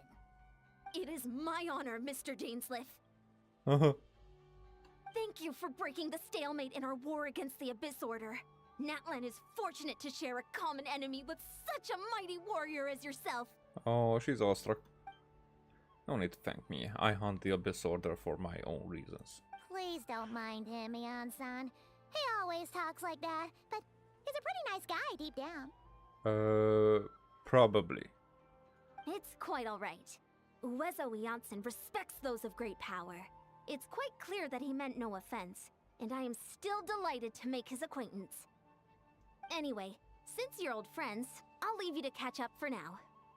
Take your time. Sure thing. You probably have plenty of other stuff to do anyway, right? Since this war isn't exactly over. See you later, Eon-san! Yeah. Mm-hmm. Hey, Dane. Would it have killed you to be a little more polite? She's our friend. Yes, I will remember the name, but I will not invest more emotion than is necessary when dealing with the citizens of the Seven. It is a matter of principle for me. Fine. Since you have break the stalemate, we'll let you off the hook. Fine. Since Janssen wasn't offended, we'll let you off the hook, okay? Ugh, So stubborn. But whatever. So anyway, Dane, do you have any new info about the Abyss Order for us? Any idea what they're trying to achieve with this war, for example? Never before have I seen the Abyss Order take action on such a large scale. Taken at face value, it seems highly logical. In a war with the Natlanese, the odds are stacked firmly against them. They surely cannot be unaware of this. Their true goal must be a deeper one. We thought so too. But it sounds like you're no closer to learning what that goal is than we are. I have been on the case for some time, even captured and interrogated several Abyss Order members. Yet still, I am none the wiser. I can only assume that they have gone to great lengths to keep their real operations a secret. I have a bad feeling about this. The Abyss Order is wasting a lot of its forces attacking Natlan, so whatever they stand to gain must hold enormous value to them. What do you think we should do? Since we lack actionable intelligence for now, we might as well continue to focus on the fighting. Leave them to their secret plots. If they are so willing to sacrifice manpower for it, I intend to make that sacrifice greater and more painful than they could ever have anticipated. If we use this opportunity correctly, I believe we can eliminate the vast majority of the Abyss Order's forces. They'll never be able to mount such a large campaign ever again. That outcome is well worth our time. And the sooner we can do that, the better. That's right. The ideal scenario would be to destroy them before they can reach their goal. Paimon gets it. Nothing in the world can satisfy you like making mincemeat out of the Abyss Order, right? Right. Wow. Okay. A rare, candid response from Dane. Sounds like Dane's one-man attack on the enemy front has put him in a good mood. What about you? Any news to share from your end? Well, actually, we found her brother's hibernation chamber key near the Collective of Plenty. He must have lost it. So he's here in person. Unsurprising, given the scale of this operation. Oh, and there's more! After finding the key, we also ran into this weird girl. She kept seeing monsters that we couldn't see, and then, this other time, we saw a load of monsters, but she couldn't. Okay, now Dane will put two and two together. She also said she was on a journey to find the Savior. Her description of this Savior matched the Traveler pretty closely, so we figured it's probably her brother. Hold on, that girl called him the Savior? Hmm? Yeah, that's right. Is something the matter, Dane? The last time I heard that term was before the Cataclysm. And not just that, it referred to your brother then too. But who would still believe in the myth of the Savior when the Cataclysm has already taken place? It makes no sense. That term's been around even before the Cataclysm? Wait, wasn't her brother called the Prince, though? Where did this Savior thing come from? Well, when he was first granted the title of Prince. The Winster King and the entire court of Canria set about loudly proclaiming the might that he would bring to the nation.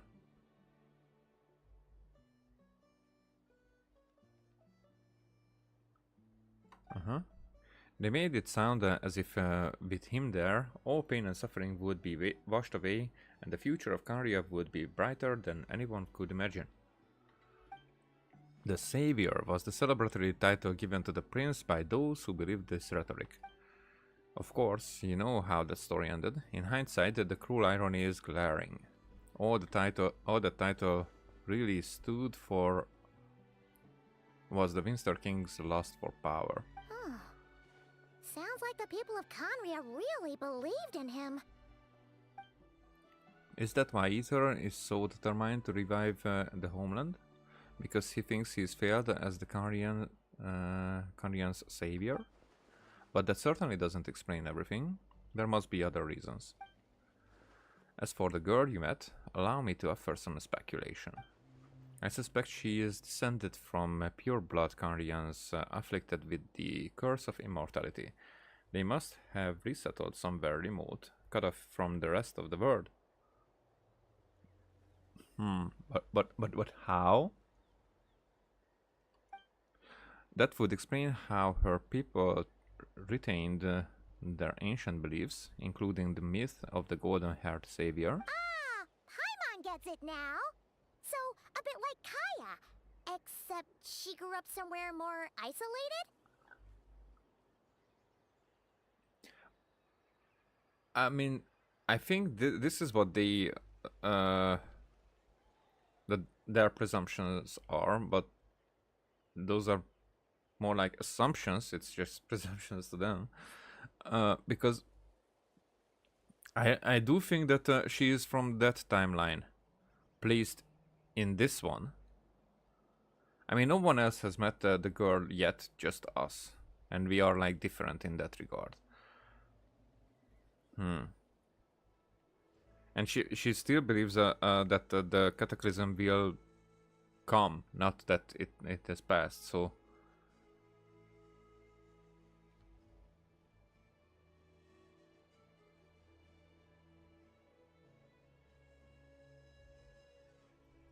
let me see this.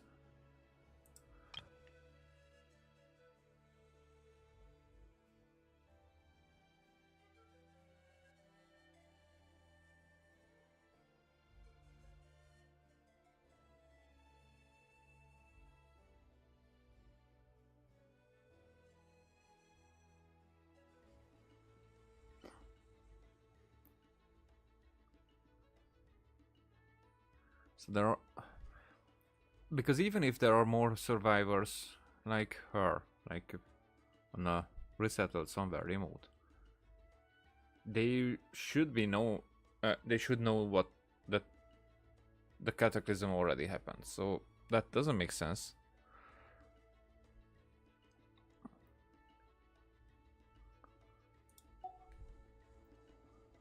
Still, that doesn't explain the invisible monster situation.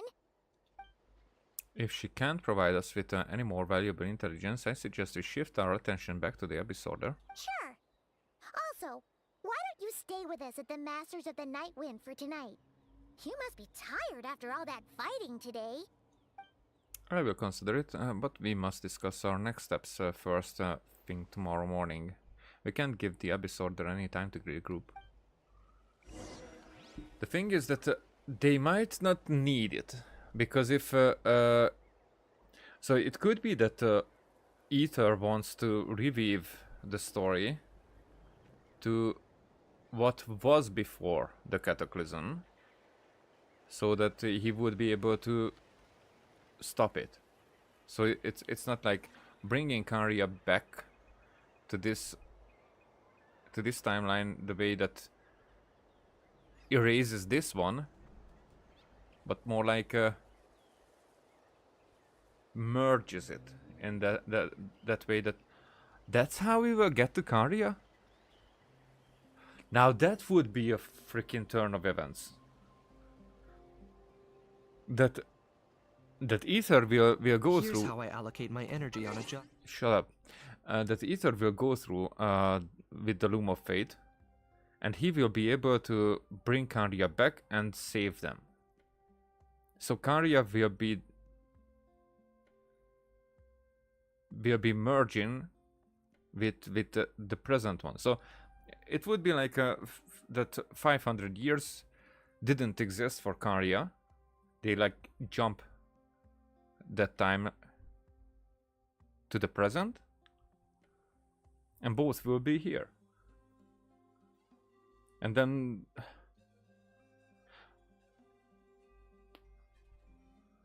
but then what would happen with the ones who already have the curse, the Hillagers and whatnot? That we will find out later. But that would be the thing that I would see now happening. Because that way we wouldn't get to Karia in the way that we will go there to see ruins and whatnot, but more like we get to that Karia in this timeline. What was back then.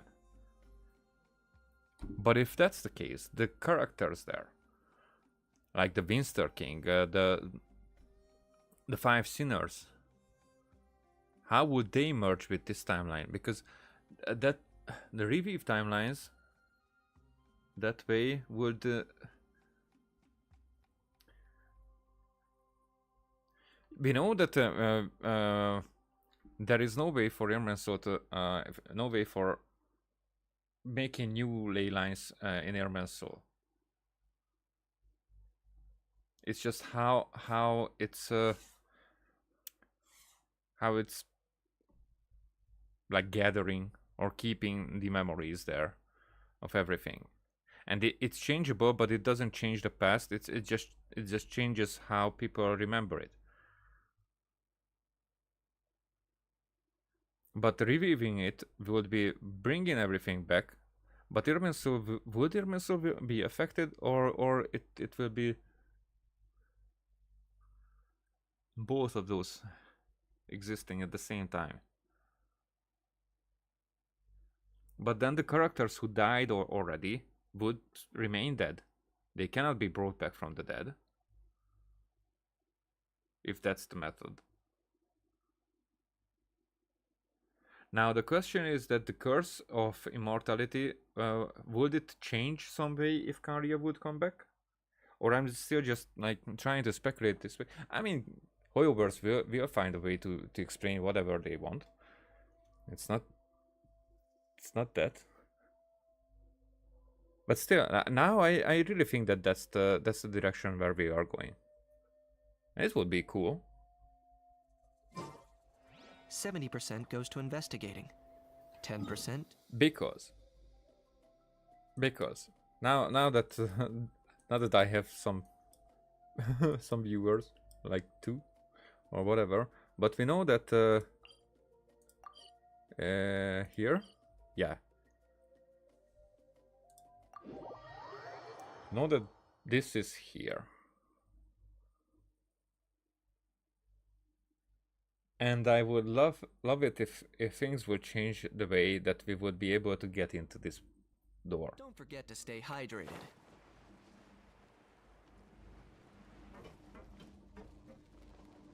Is this really necessary?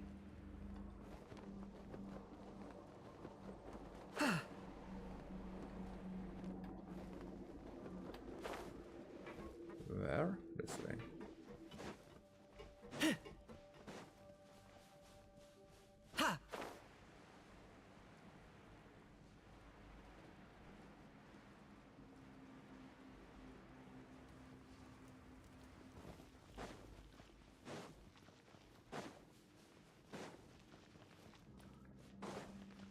So I'm not sure if everybody knows this, but those who follow the lore, because nothing actually leads us here.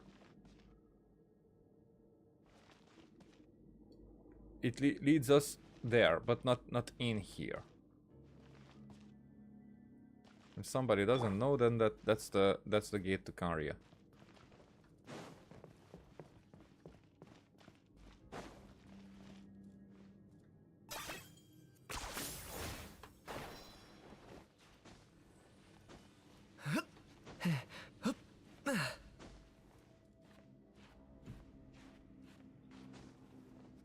Oh, fuck. Okay, almost there. Is it going to be enough? Yeah, it's going to be enough.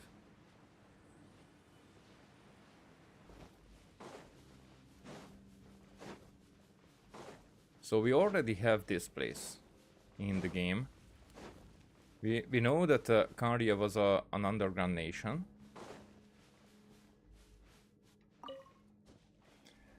And if Ether will be successful, then this gate is probably going to be opened. Which makes sense, because otherwise it would be just like a memento that we can get here. If somebody doesn't know, then here we have statues of some protectors, like these. Here on this side. And 2 down there as well.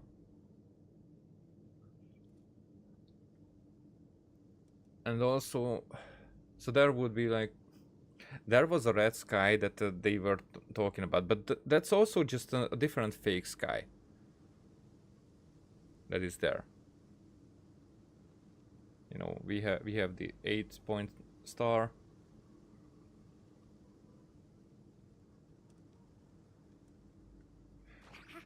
So if Kanria, shut up.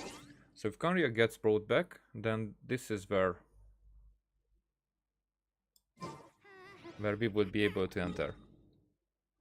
Because we know that it is somewhere near Sumeru. It's actually in Sumeru, but it's like outside. Now, if we get to the top here, this is, as far as we know, somewhere here was where Egeria died during the Cataclysm. Because she was coming here for some reason. I think they met here. We will probably find out, but with the tidbits that I know, Egeria was coming here, probably meeting up with the not Nahida, Rukkhadevata, and they were trying to protect Irminsul, but I think they failed. Nahida was like restarted, Egeria died, and that's when Fossalor got to be the Archon, and Nahida the other way. And this is how I think this image here then represents what Irminsul was. No, you can't borrow them. Shut up. Maybe Skirk doesn't talk much, so let's go with Skirk. So I do think that this tree here is probably the closest of the physical manifestation of Irminsul that we can get.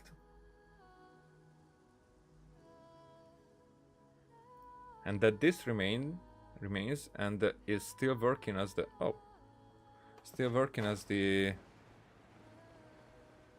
as part of the ley lines.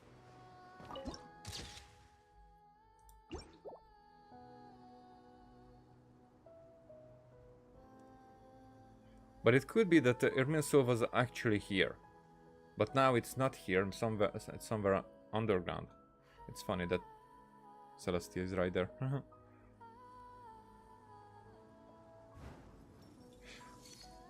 It's starting to come all together.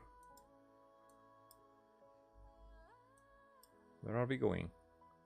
Oh, we have to wait for next day. But I really do think that is happening. That and that was happening. That some stuff was, because so many people forgot what happened there, because Irminsul, probably because this part of Irminsul was destroyed. The rest became intact and left with the memories that Celestia wanted, if it was Celestia, that they wanted Tebot to remember.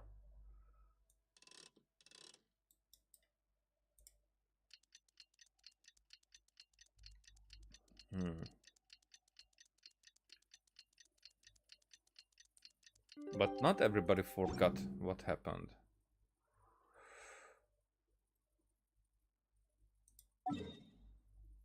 Huh? Let's wait. Now I can know where to go.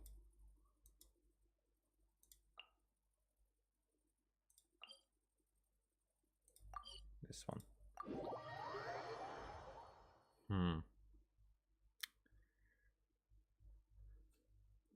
It's that, when do we get there?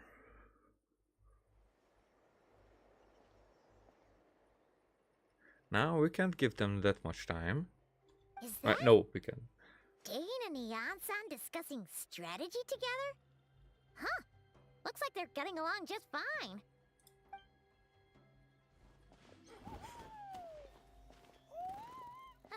Morning! What are you guys talking about? You're here. I have some good news to share with you. Which is? We just got word from the Scions of the Canopy. Their intelligence has reported that they've discovered the Abyss Order's headquarters in Natlan. Oh. After their front lines dissolved, the bulk of their forces fell back to that area. It's also where their central command is located. The location? The Cinder City. Oh, that's how we get to Ochkanatlan. Cinder City, huh? That tracks. Seems like their kind of place. Hey, this is great!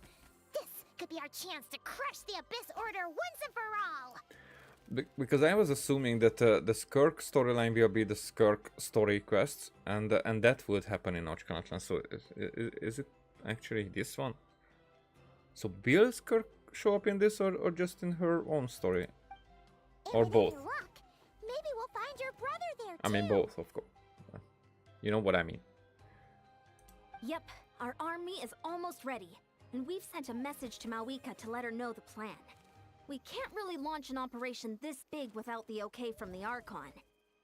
I mean, you can. I mean, you can't. I can. I beg to differ. This is wasting time. Yeah. You have the intel you need, so act on it. Every second you delay only increases the Abyss Order's odds of survival. I've already explained my reasoning, Mr. Dainsleif. I understand your concern, but an immediate strike is not on the cards for us.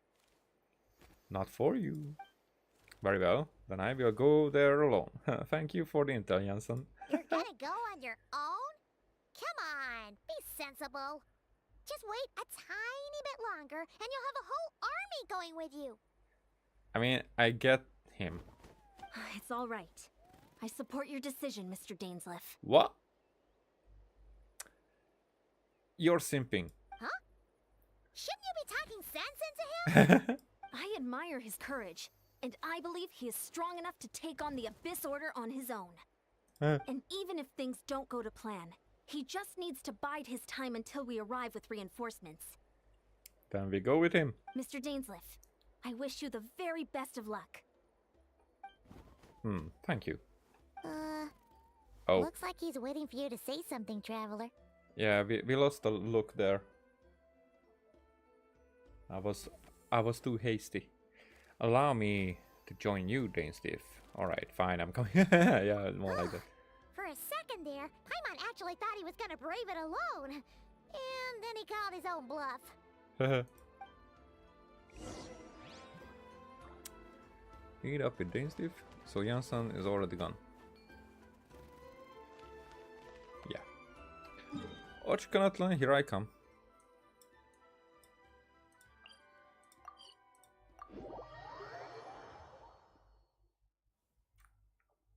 Which is why I was making my thumbnail here.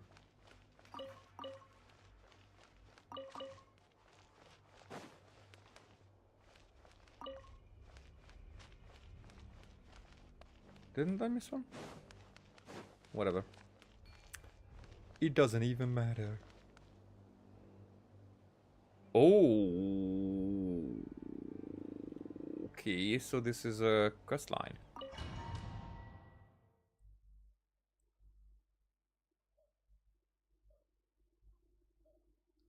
I mean that domain kinda way. I hate it because Is this the place? The Abyss Order's hideout in Natlan?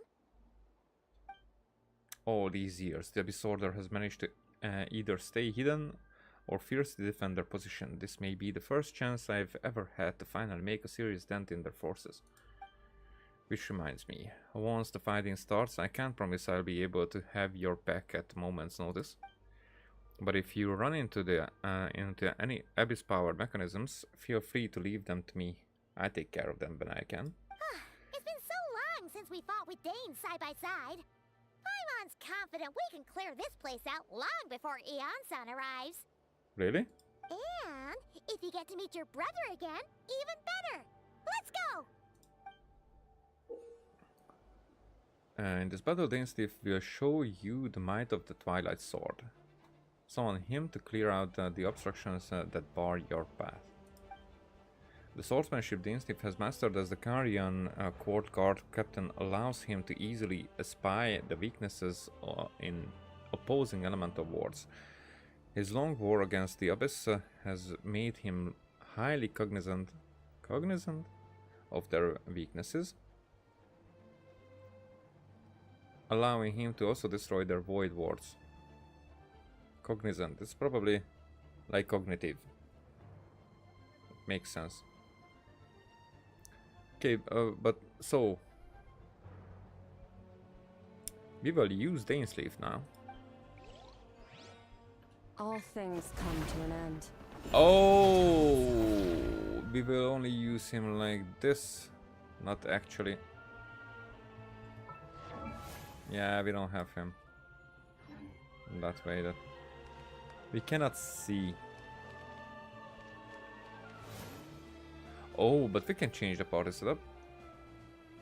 Well, Skirk can stay.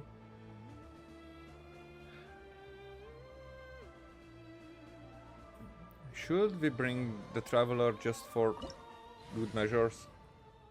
I mean, I love Skirk, but she's not even leveled up and built properly yet.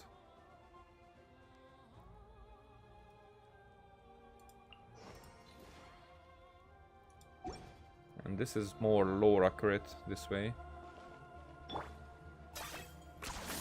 You really are a one-trick pony, you know. Oh, by the way, yeah. So we're on a domain. Fulfill our pact. Let's ride! Try and stop me!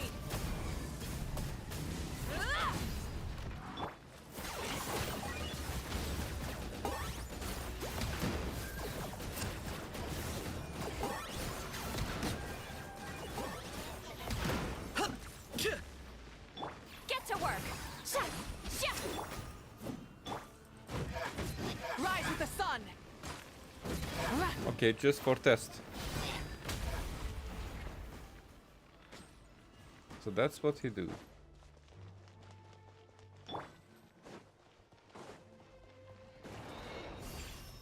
Cheap tricks.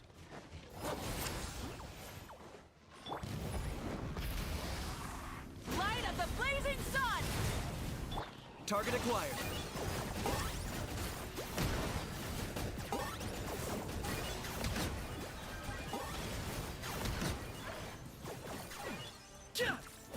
Okay, we cannot do anything with this. Light it up! Yeah! Locked on.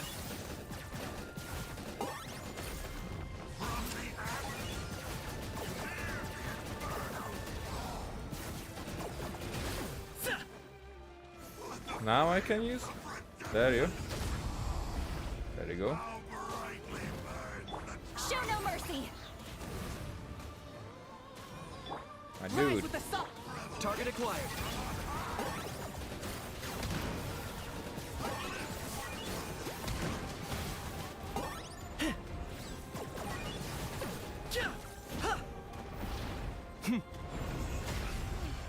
This There. is a very different battle from the one we fought with the Yansan.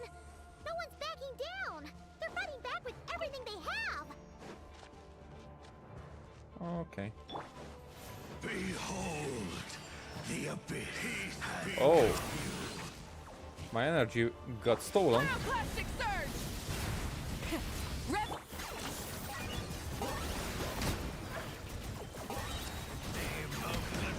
Shadow of the past, mind to command. Yeah. Huh? Door is There you are. opened unto you. Actually, I'm probably healing everybody.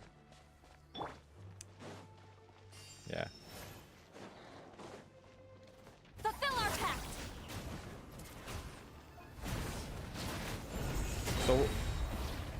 Oh, that worked, but it has a delay. Wrath of Eastleaf.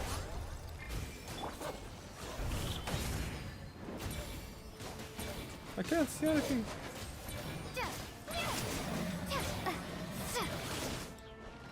Let's ride! Full throttle!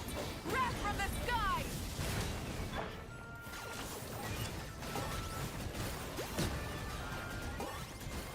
true can play at that game. Oh, we barely have anything. Because of those freaking dogs. Show no mercy!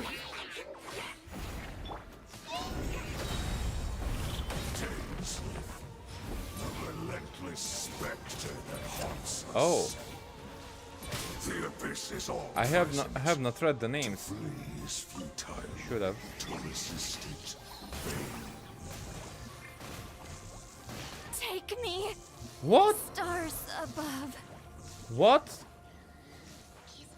From full?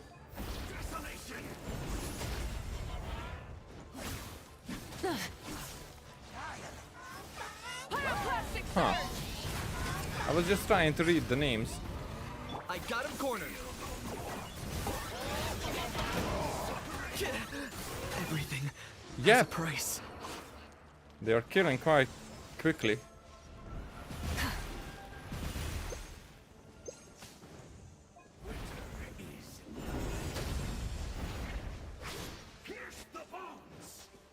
Oh, right.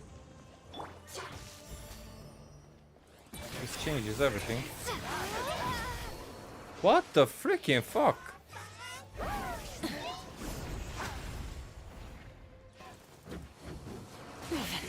Not bad. Light it up.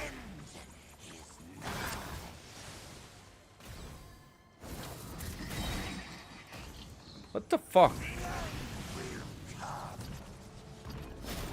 Light of the blazing sun. I'm going up the boss. Ah, fuck.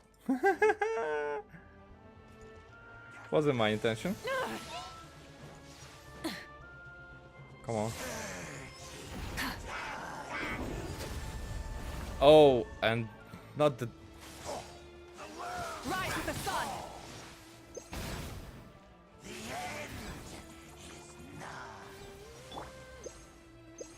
There you go. Target acquired.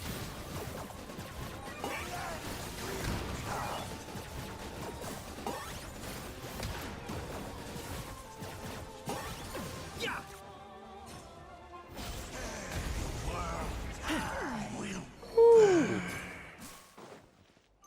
That wasn't a good one. So we cannot go backwards.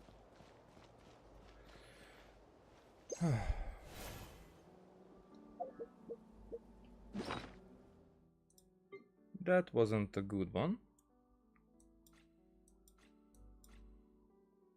Still 13 seconds. I have to bring back Citlali, at least.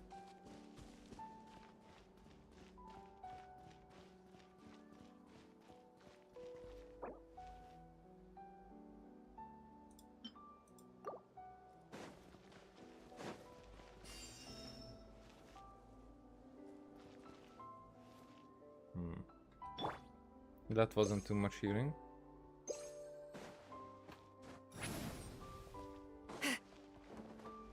Oh, there was more. Whatever.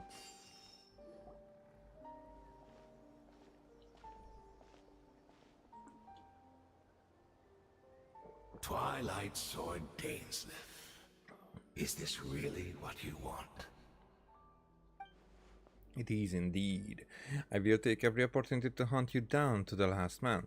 So where's the Traveler's brother then? Or is this guy supposed to be in charge here? So, this is a hunt to you. I must say I pity you, Dainsleif. The death you dole out so readily to others is a luxury you yourself cannot enjoy. But today, that is the least of your worries.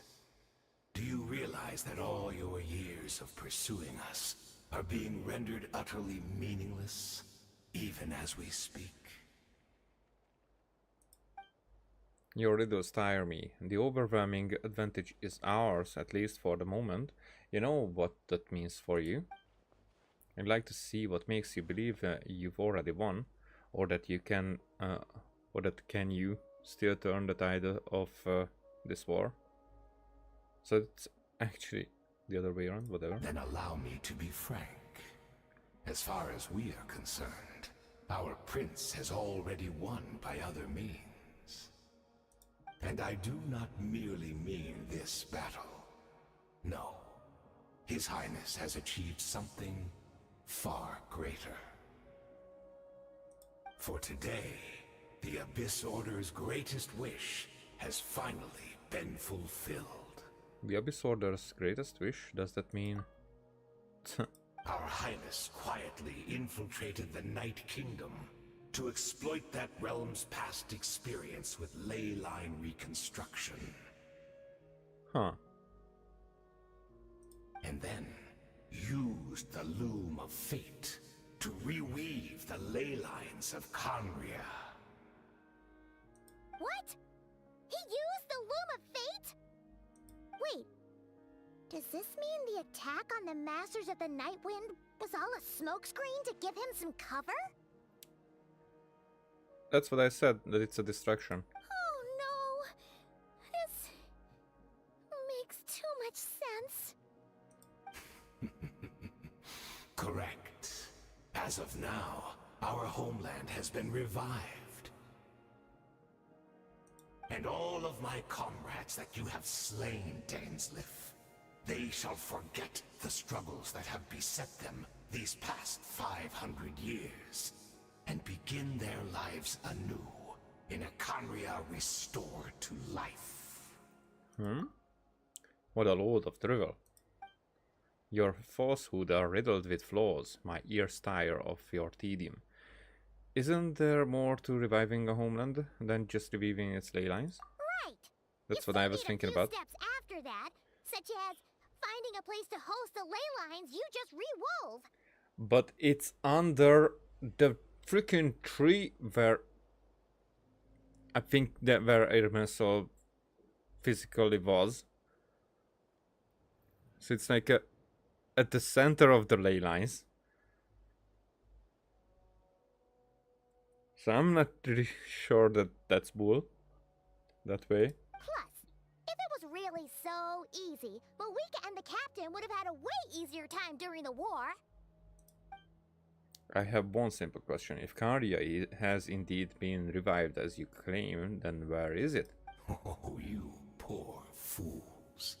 Clinging to delusions, even after the truth has been plainly revealed to you. Think back on the past few days. Have you truly not noticed anything amiss since the start of the war? Anything amiss? Are there signs that I could have missed? There's a girl, you know. I sensed something strange in my dream. It was vague, but it seemed as if some noise had found its way into Natlan's ley lines. Yep. Yep. I called it. What does that mean? Hard to say. I don't think it had any tangible effect on the Night Kingdom or on our ley lines, but still. It's like a signal that exists on a different dimension of reality. It might not interfere with ours or pose any detectable risk, but I just get the sense that something strange is going on. I also vaguely remember seeing Ether in the Night Kingdom facing the Lord of the Night. Wait, that's not all. There were other signs as well. The Abyss Order chose to retreat from the stronghold. The meditation of the Abyss Order's followers. I can't see monsters at the same time as Diradis. Couldn't see the monsters that Diradis could see, and she couldn't see the ones I could. We could only see the monsters in each other's sight after making physical contact. Interpret again. Submit conclusion. Assuming he is right, then another possibility arises. Maybe I'm in a different time and space from Diradis. If she's Kanrian like Dane suspects, then that means this revived Kanria that he speaks of might actually exist, and despite hailing from that desperate time and space, Diradis has found a way to communicate with us. Whatever may be going through your mind right now, do not trust it. I urge you not to believe his lies. The notion that Karia has been revived is preposterous.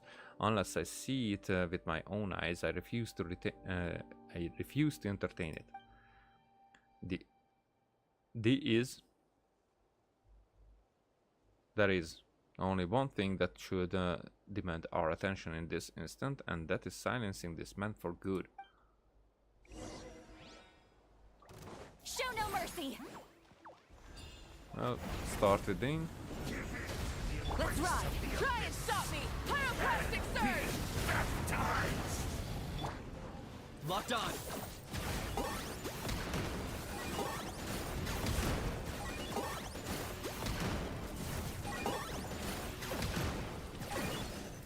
Oh.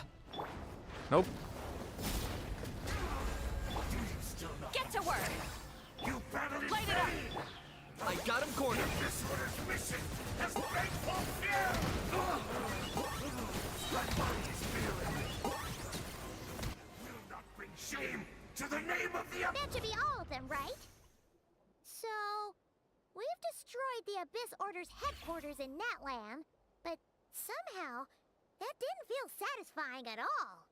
Yeah, the previous battle was more of a headache, but this one was like he believed in it and wasn't even trying. Are you still thinking about what that guy said? You look really worried. Diridis is the only potential lead we have. I think we should at least talk to her about all this. I understand. You think she might be from the revived Kanria, yes? I have said my piece. I doubt Kanria could be revived so easily, but if it will give you some peace of mind, you should talk to her and test your theory. I will stay here and do some post-battle cleanup. Perhaps there are some clues left to be found?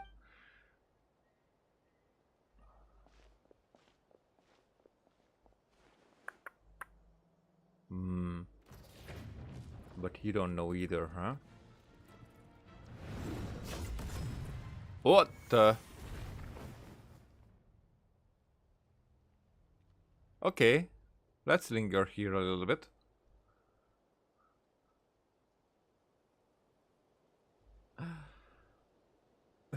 Those blinks are funny. Hey. But linger here a little bit, just because I was thinking that... So if Dane is from Kanria, and that Kanria is revived, so this is what I was saying, that the characters from that Kanria are not revived. It's more like... Because those are just memories. It could...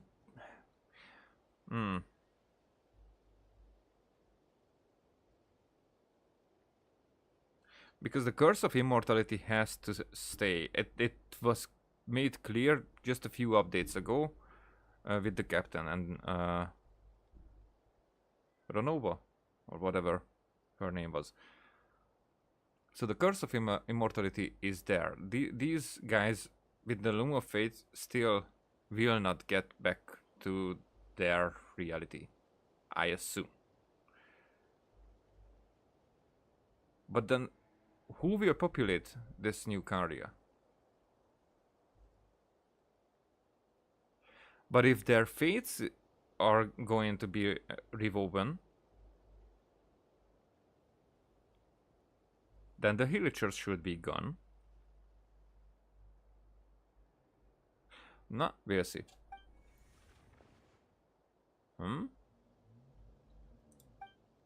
I thought your voice and attitude seemed familiar. My mistake. I should have made sure you were dead earlier. The curse of immortality has struck you too, then, Hayden. Ah. 500 years on, and you still refuse to address me as master. Huh. Don't forget, Dainsleif. You may be the renowned Twilight Sword, while my arm has grown too feeble to swing a blade. But I taught you everything you know about wielding a blade.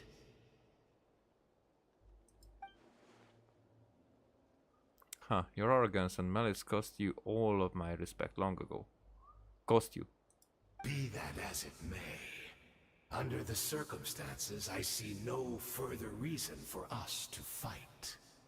The curse of immortality means neither of us has a way to completely destroy the other. Huh. Speak for yourself. I intend to kill you 100 times over.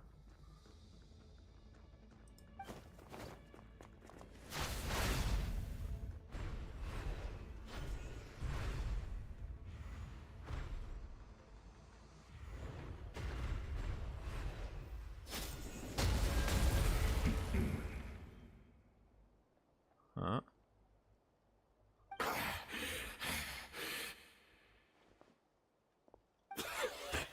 Have you finally had enough? You weren't joking then, huh? Never, in all my worst nightmares, have I experienced anything close to the pain of 100 deaths. Surely, there's no point taking out all your hatred on me alone. Okay, that was just for your actions in the Abyss Order. If I took into account what you did in Caria, you'd soon find out how much darker your nightmares can become. All right, I believe you. Still, aren't you at least a little tired now? Why don't we sit down, perhaps? Chat a little. Huh? What? Not a fan of reminiscing about old times? Well, I suppose you don't have many fond memories to look back on. Tell us something, because this is fun. It's just not revealing yet. I never thought you'd side with the Abyss Order, Hayden. You could have easily blamed the prince for his betrayal. Indeed. When the cataclysm first struck, everyone prayed for the savior to deliver them, but he was nowhere to be found.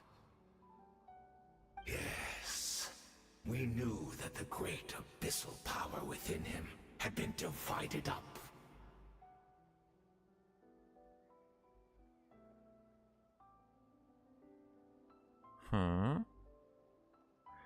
So there was already a great abyssal power in him when the cataclysm happened, had been divided up.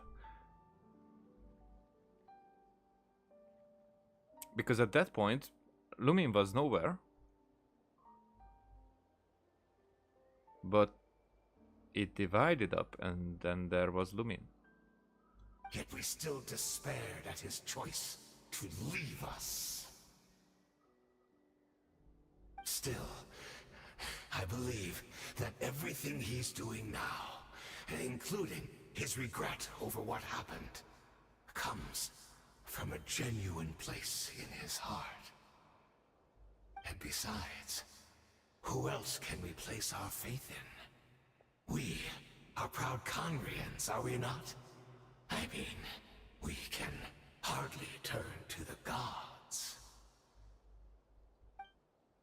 I suppose you have changed a lot over the past 500 years. Otherwise, I'd have never expected you to forgive him. Okay, so, but what... There are multiple parties addressed here. The question is, was the prince Ether played with? Or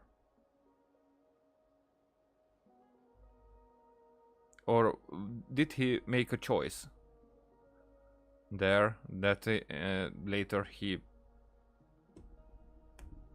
regretted? Or since then he regrets it? Had you been so generous during your time at the Night Academy as my instructor in Black Serpent blade work, I might not have come to loathe you so much.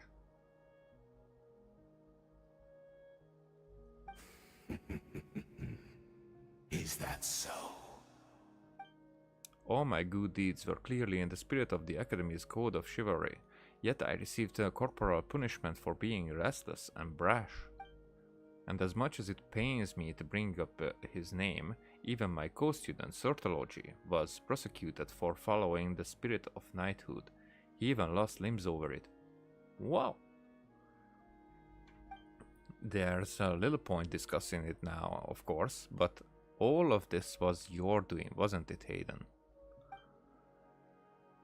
You wore a mask of benevolence as you viciously suppressed the next generation of knights, all to bolster your own position and reputation.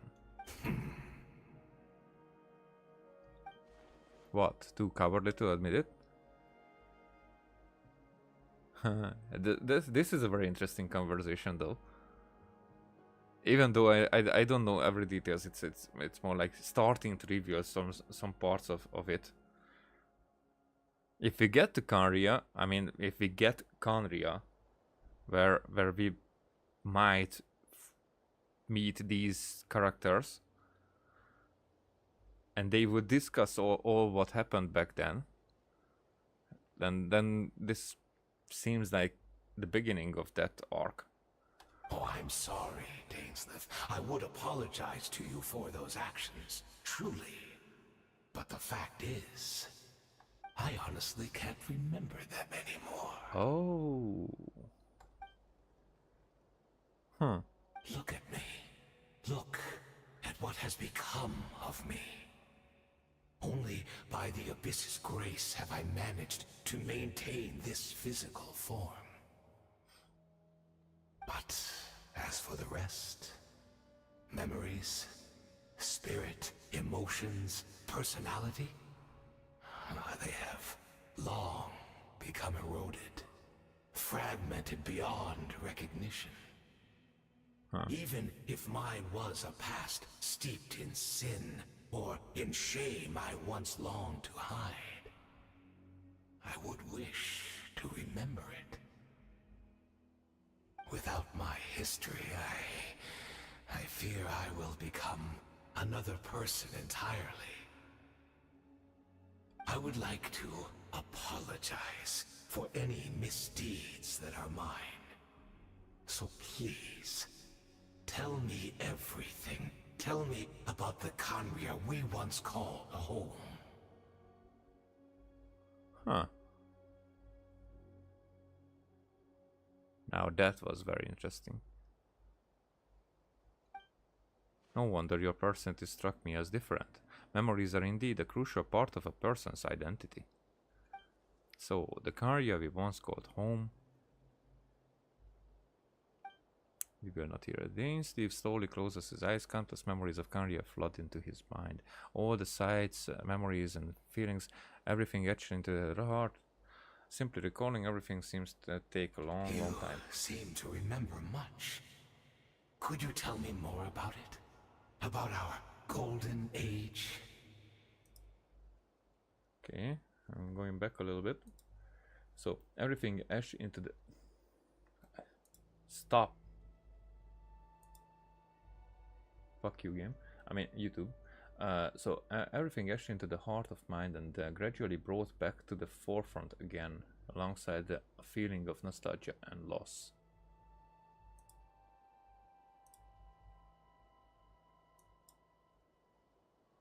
It seemed too important to not read it. I'm not interested. I have neither the time nor the sympathy. Is that so? What a pity. But this will be quite sufficient, as long as the loom of fate heard what I could not. Huh? Oh, they are gathering those memories. And this is how it gets woven because of the stories about the Conria. So they are like trying to piece together even small tidbits because that's all they have. The loom of fate. What have you done? Tell me. I'm afraid I owe you yet another apology, Dainsleif. You were right. I lied to you earlier. Your wits are too sharp to be fooled by me. The homeland hasn't yet been revived. In fact, Even the ley line weaving is not yet complete. Huh. Think of ley lines as the collection of memories concerning a given place. To reweave Conria's ley lines as they were 500 years ago, we would somehow need to retrieve almost all the memories of Conria from that age. The Loom of Fate cannot weave without an abundant supply of memories.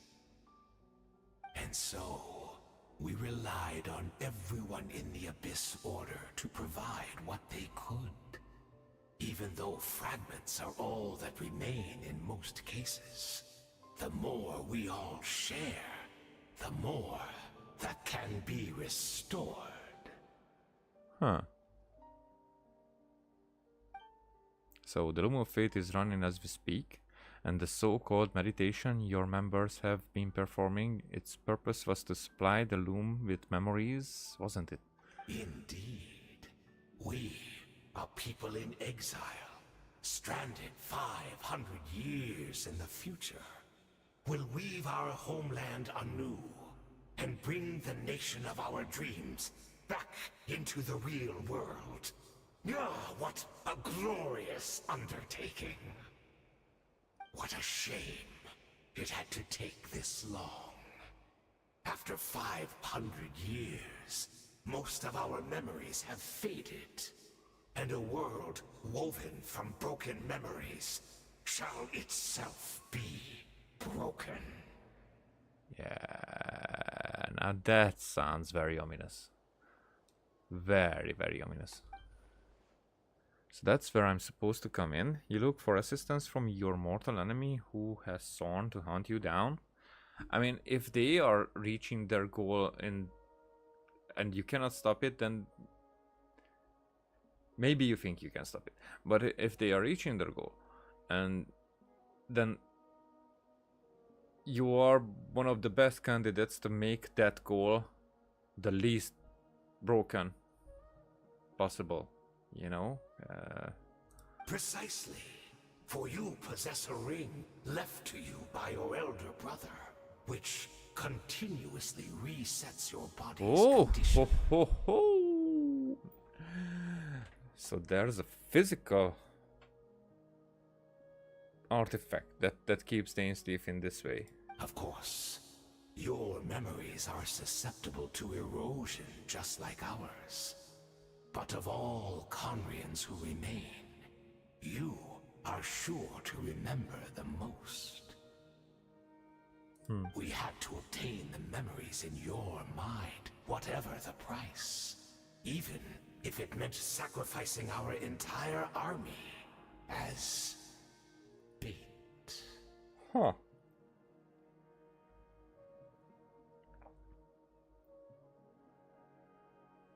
So the Karya they revive is going to be mostly Dainsleif's Karya.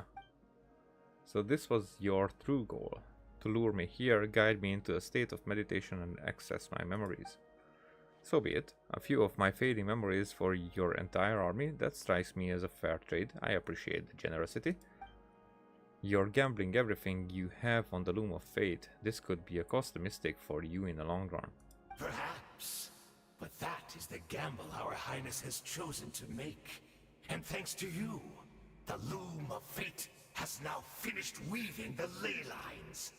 New Conria is complete! Really? Enough about your beloved leader. You said you would pay any price for my memories, did you not? In that case, prepare to be slain another 100 times for your deception. I hope it was worth it.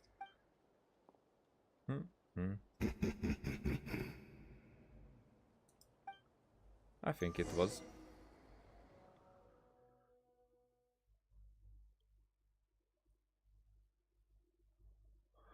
Now this was a very good conversation. Huh. It revealed a lot.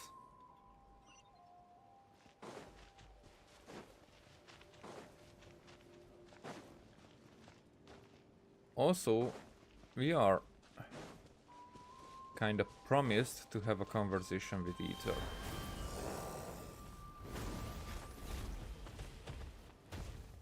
Oh.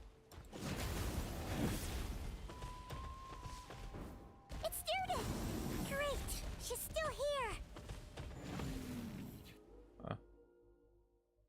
That's not how I intended to arrive, but...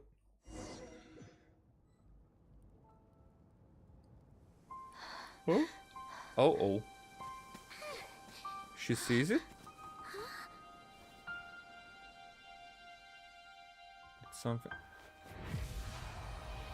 Okay, so Lumin isn't voiced either.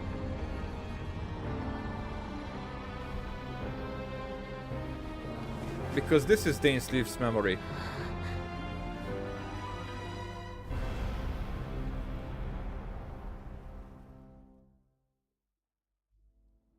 What is this? Could this be the Cataclysm? But it's coming from the volcano. It's going towards, but the other one was coming from. I mean, the volcano is probably behind us, and this is in front of us. Where? Where are we looking now? Is this where Diradith is right now? So she really is. We're not from the same world, are we?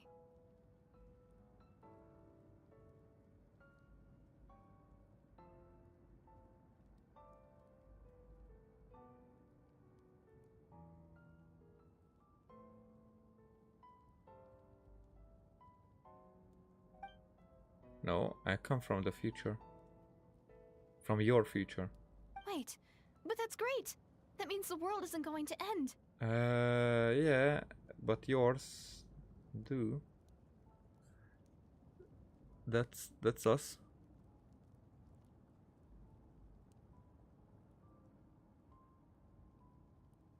So this is the volcano, and this is above Kanria. In that case, tell me, what happens to Conria? What happens to my homeland? Uh-oh. No, wait. Don't answer that. We can only fight for our future. If the future is unknown, I still believe the Savior can turn things around. Uh-huh. That's happening right now. I'll carry on looking for him, even if you're not there to protect me. Although, in a way, I've already found my savior. It's you. Oh, shish. You protected me, and I believe you can protect us all. You're the one who can change everything. You're right about that. It's just too bad that we're not from the same time or place. Oh, one last thing before I forget. I know how much you want to find your brother. Surely he must be desperate to find you too. And I expect him to show up in any minute. So, is there anything you can give me as a memento? Proof that we met? Huh. Huh.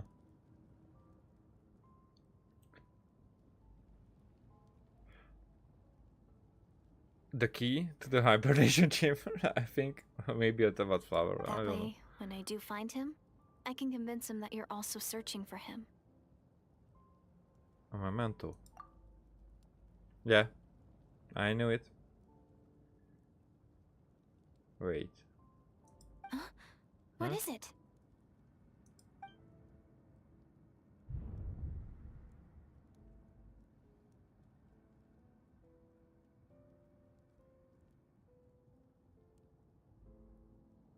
If this is her future, if this is her fate, give the key to Diradith, keep the key. Oh shit.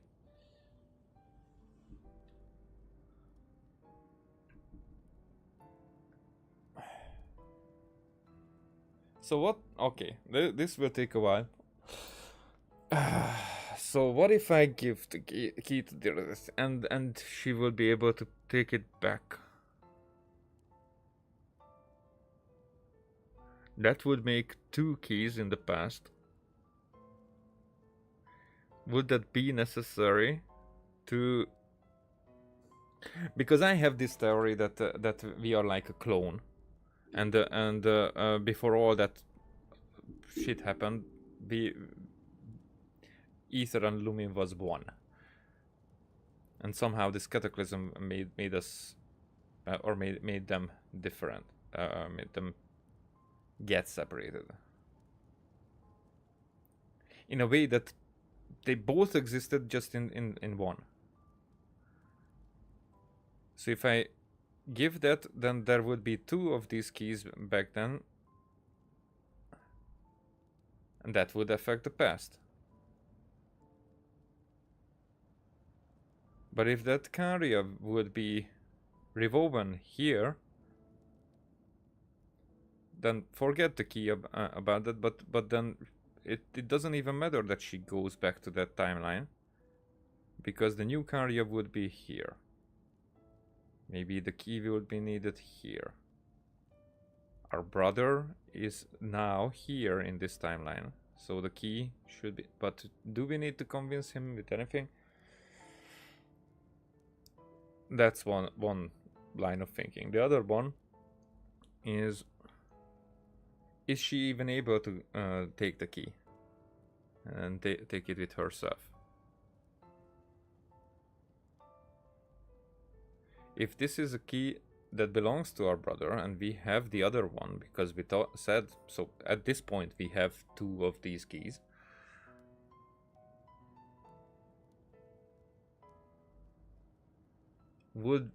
Do we need the key? That's because, does she need the key, and do we need the key? So this is the 2 questions here.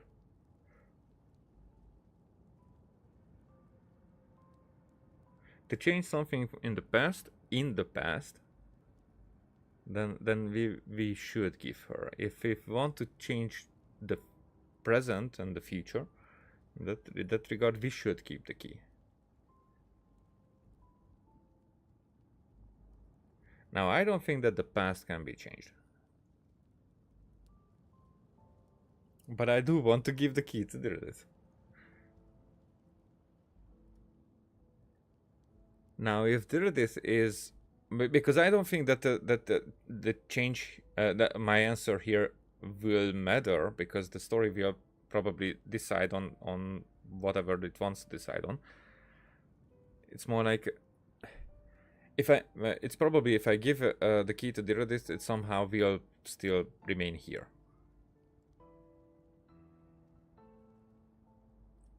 I assume.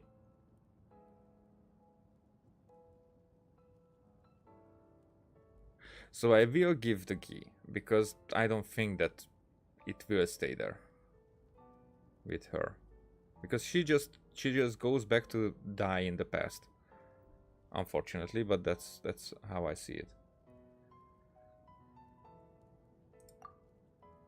Yeah.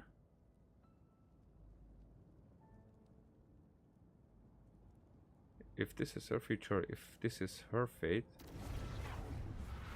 yeah. And now everything stopped. That was an assumption, because in the trailer there was this point.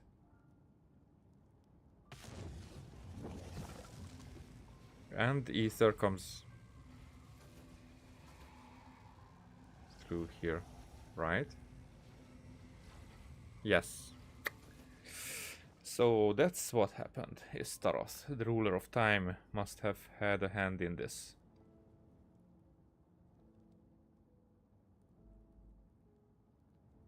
Okay. Now she's called out. That's what happened. So okay. Ooh, okay. I don't know what would be what would have been with the other choice. I'm very curious about that, because I think that that would be just a different sentence or part of sentence.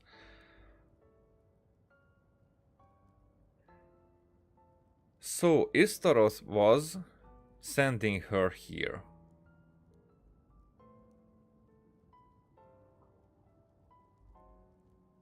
So that she would be able to interfere with Ether in the past, but that already happened. That already happened, so it didn't matter what we choose here. The past 500 years ago, that already happened. This is just to understand what happened back then for Ether. Huh.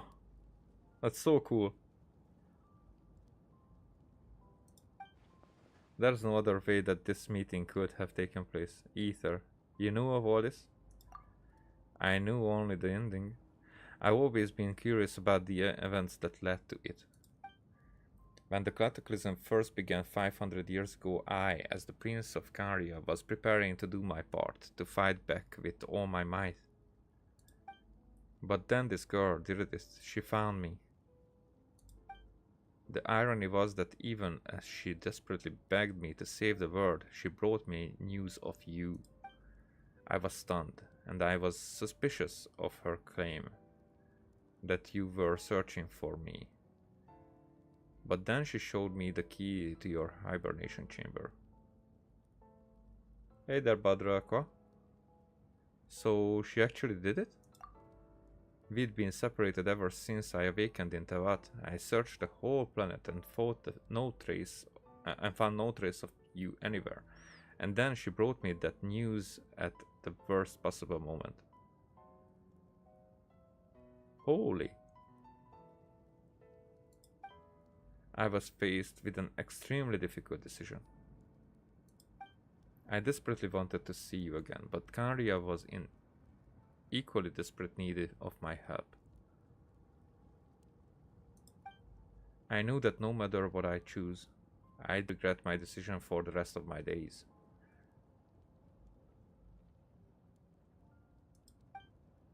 So I steeled myself against the guilt and made my decision. I went to see you. And then?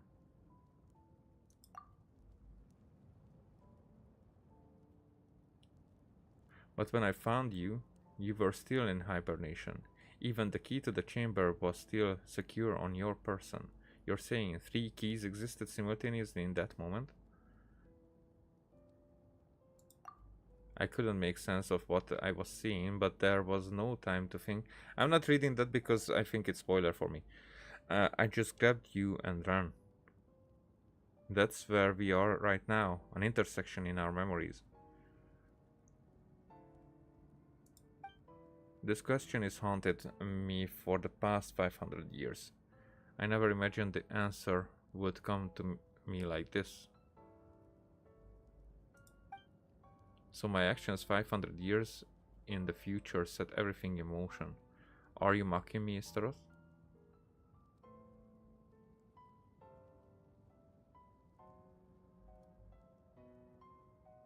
Huh. Holy. It succeeded in bringing us together, but unfortunately it is versions of us 500 years apart.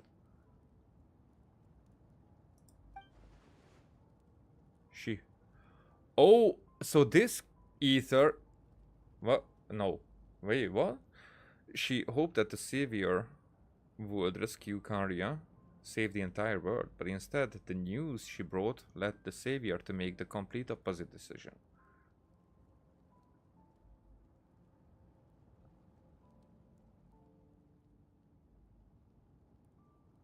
Shit! But what would have happened if I don't give the key? How awful. Is that her fate? Is that how her story must end? Has Caria really been revived?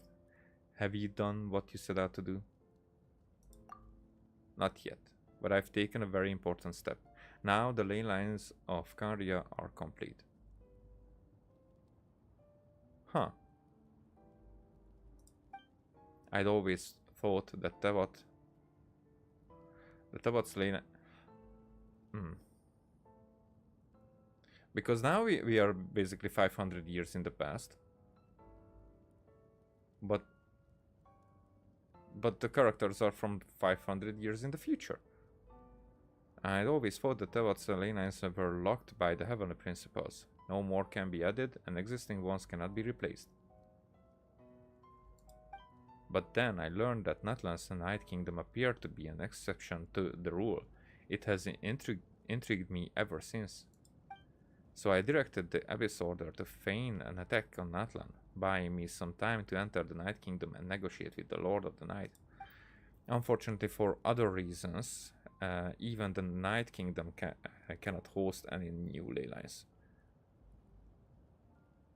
The most I could get was some room to carry out the weaving process. Huh. The Lord of the Night did say before that even she can only reconstruct Natlan's ley lines. It's probably for the same reason. Still, I received the Lord of the Night's permission and activated the Loom of Faith. Huh. That's also an interesting thing. Using an Intavat as the base, I was able to grow a ram based.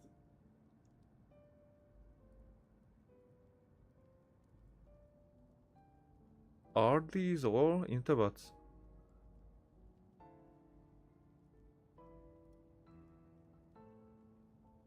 Huh. As the base, I was able to grow a ram based on the Caria of 500 years ago, superimposing it over present-day Natlan's space-time.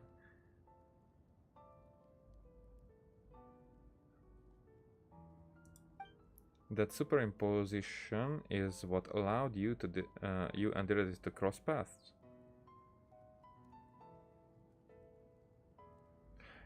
That means that Istaroth could only bring her to this timeline because of what Ether was doing, not this timeline, but where we were starting at the beginning of this quest, because Ether was doing his thing there.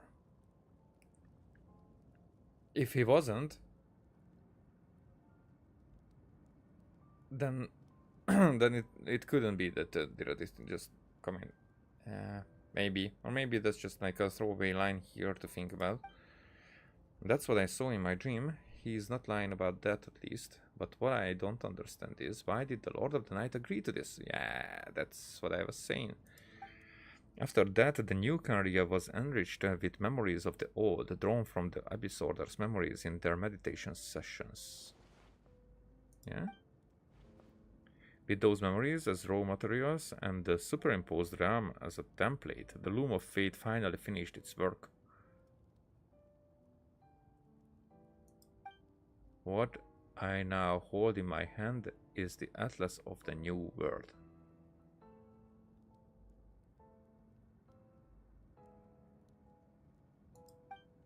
This is the product of the Loom of Fate, holding within it the entire network of new Caria's ley lines. With this, the nation once known as Caria can rise again. One day I will find a suitable host location for it. Why? Why is reviving Caria so important to you? I don't understand. Is it really just because of guilt? When I first arrived in Caria 500 years ago, my memory was completely blank.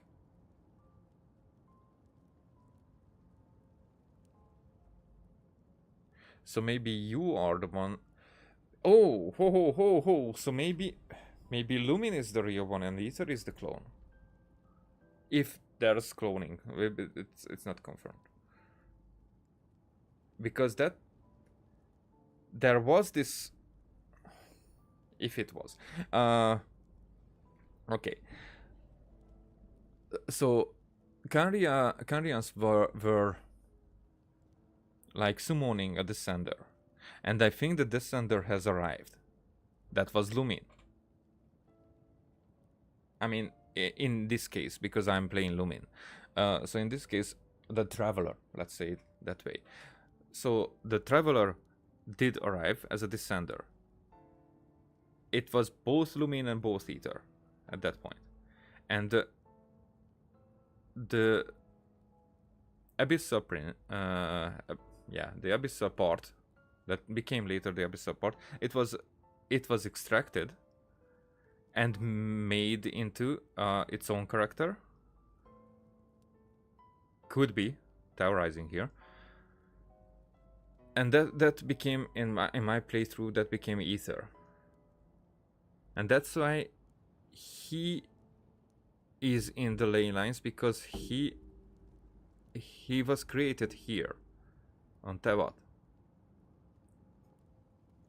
But we don't have, because we are descenders, so we were never part of that.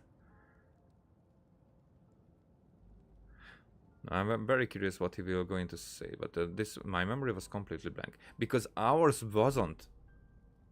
That became clear but the very first time when we met Dainsleif. We were all saying that we do remember Caria and the things before. I always assumed it was the other way around. It was only after I had served as their prince for many years that I slowly began to remember everything, including you. Okay. Okay. Or maybe he gained memories that weren't even his. Who knows? Who knows yet? What? Your memories were erased?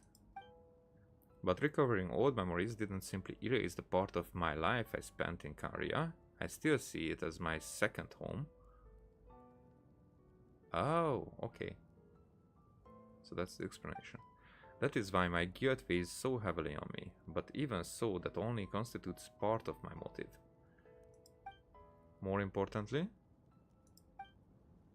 if I wish to speak with the heavenly principles as an equal, I will need the might of an entire world behind me.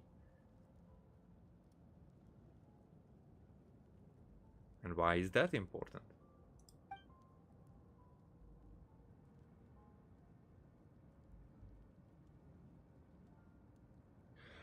Is this representing the point when in Simulanka that wanderer arrives on that ship and they sit down and talk?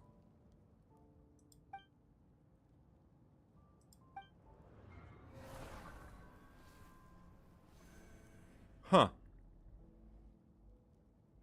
Huh. That was her. She was there.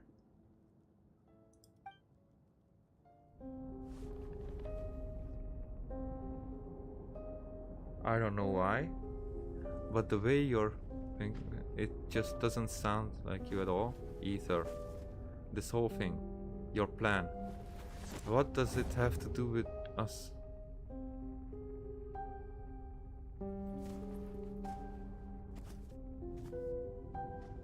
All along, it's only ever been about us.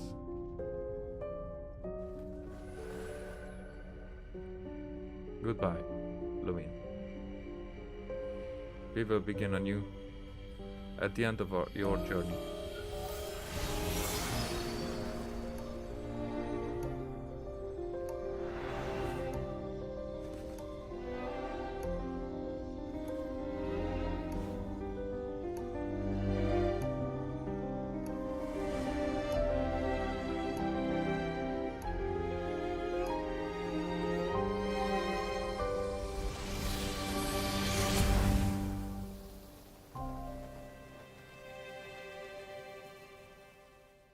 Now this we will remember.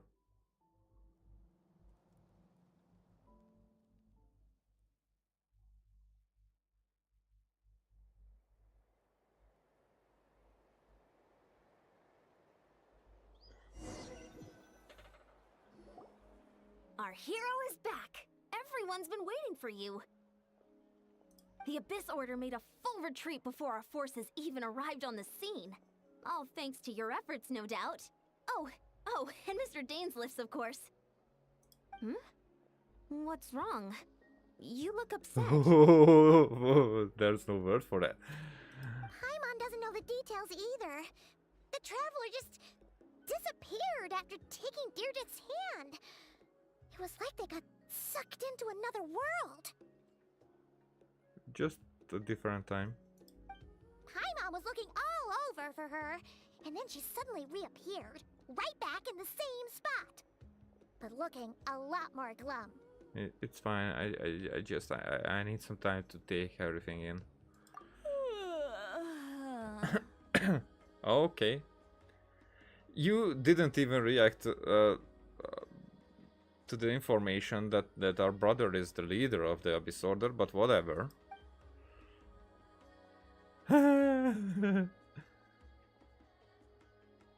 I think I got the gist of what happened. Something to do with your brother? I spoke with the Lord of the Night in a dream just now, and learned quite a lot. Share it with the class, please. Huh? You met your brother? I did. We had a long talk. And you didn't think to tell Paimon right away? Well, oh, never mind. Paimon can see that you're pretty down right now. But let's go over everything later, alright? I mean, no, I was almost going to Hungarian for a second there. Of course we will. What your brother accomplished? It all but defies comprehension. I was stunned when I heard about it too. But what surprised me the most was that the Lord of the Night actually chose to allow it. That caught me off guard too. I would never have expected that.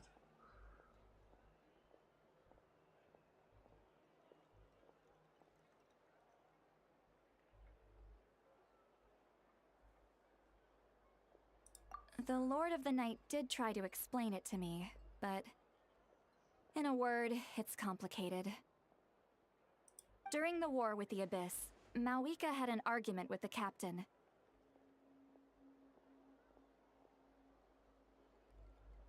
Mawika believed that we should fight to protect our culture and memories, while the captain believed the preservation of the ley lines should come before all else. That we should fight to protect our culture and memories?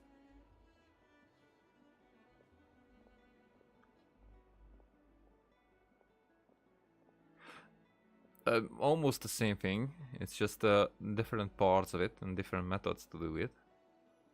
So, the Lord of the Night was very intrigued when presented with the Loom of Fate, and informed of its ability to weave ley lines. Uh-huh. She saw your brother's actions as a potential third option, namely to preserve an entire nation in the form of an atlas.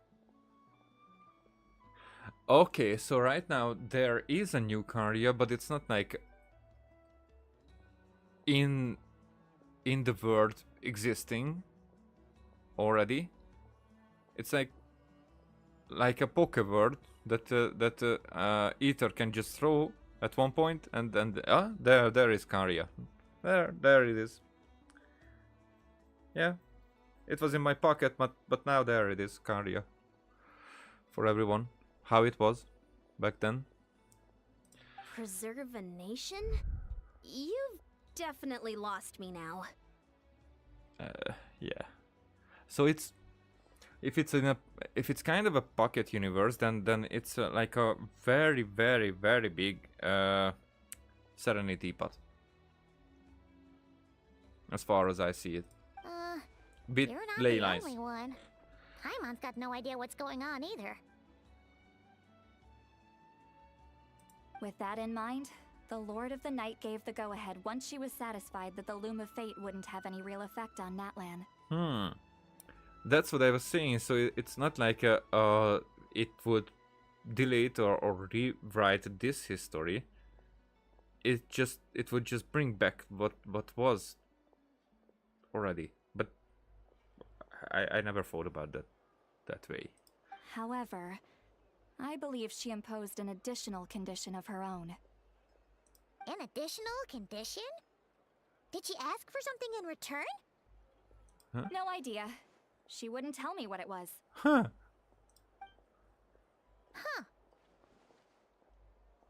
Do we have an idea? Alright, well, let's let's not overthink this for now. We just won a war. Time for a well-earned drink to celebrate. I trust the Lord of the Night unreservedly. I'm sure she only involved herself to take a problem off our hands, so it's one less thing for us to worry about. Don't you agree, Traveler? You've got a point. I still feel like a mess, though. Come on, let's head back to the Collective of Plenty. Oh, Veressa should be there too. We'll treat you to a real feast. I'm sorry, but there's somewhere else I want to go first. And we are off.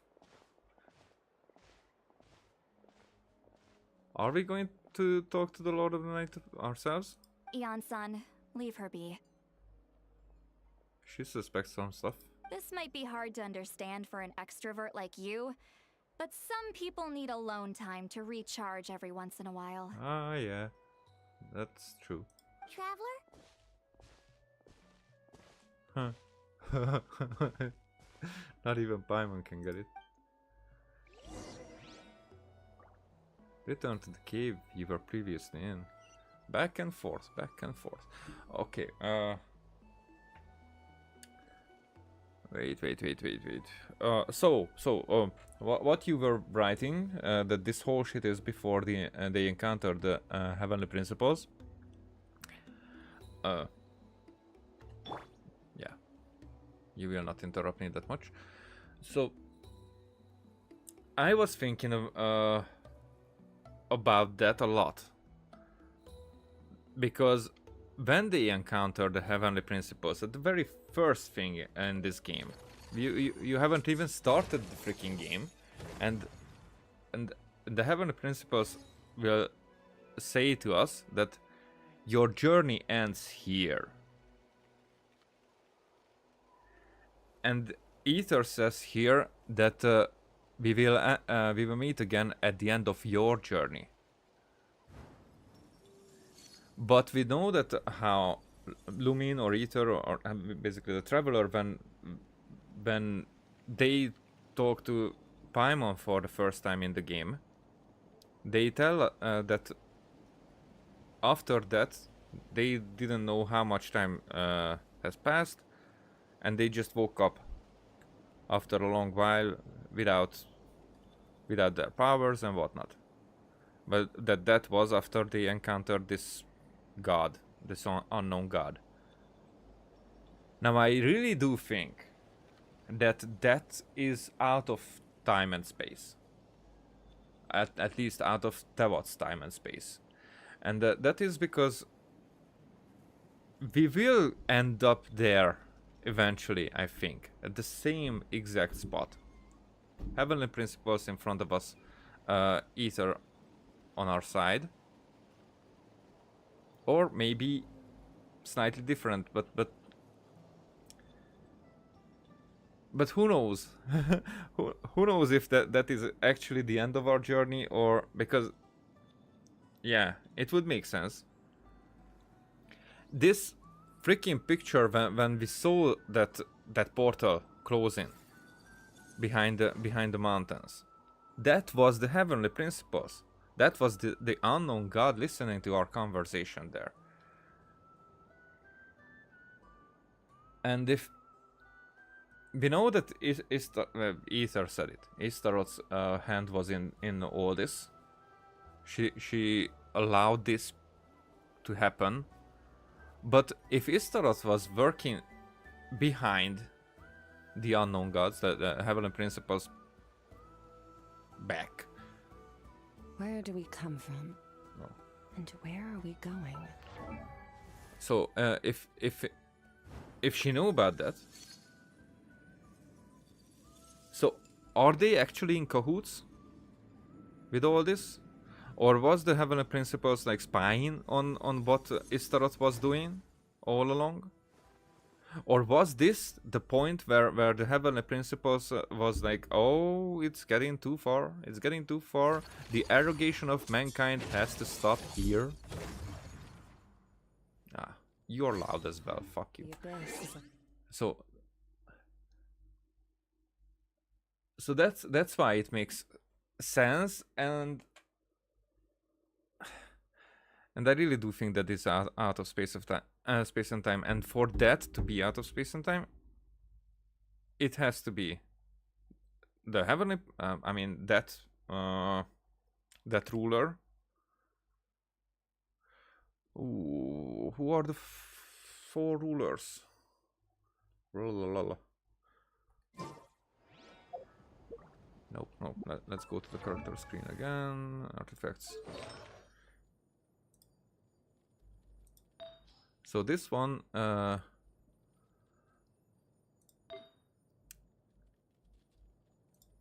this is the space and space, time, death, and life, and the primordial one. So Istaroth, Ranova,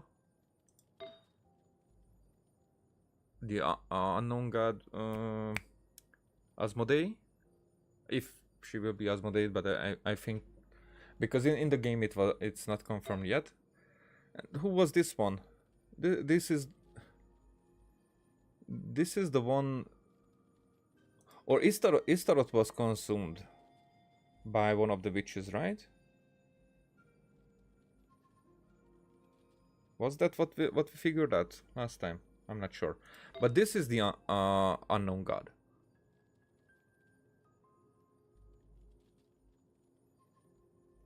Right? I'm a bit confused now. I mean, I cannot recall, and I might be talking shit, but still.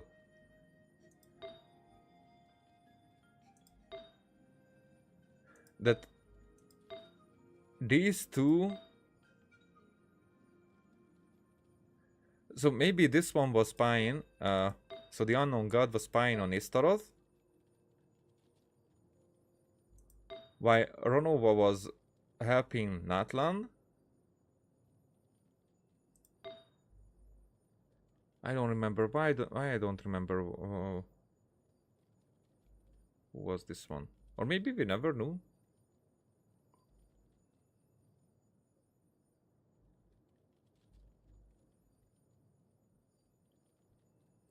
But yeah, that's where I am. That it could be out of space time because Istaroth had made it that way, helped it that way. Either because it was in cahoots, or either or Istaroth was helping us to get there, to get in front of the unknown god and have that fight. But that means that they are like not really liking each other. And how much the primordial one has, how much say does she have in it, or they, because they are androgynous. So is she using all that, or is she even present in all this?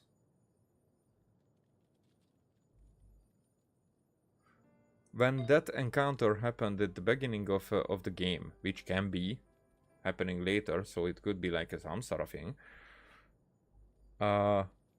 was that the unknown god only by herself because the other ones weren't able to be there? Maybe they weren't even existing at that point, because we know that one was absorbed, eaten, consumed, or whatever, how it was phrased. All right, okay, let's see the end of this.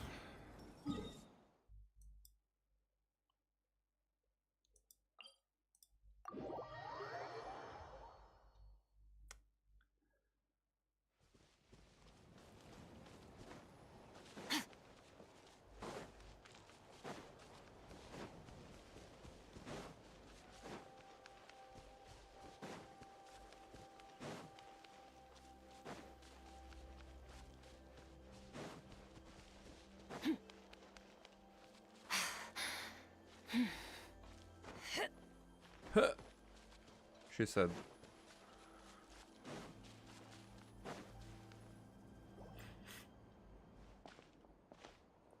Huh. She said that there's no way to cook. So the place itself was in the past. Maybe. Hmm.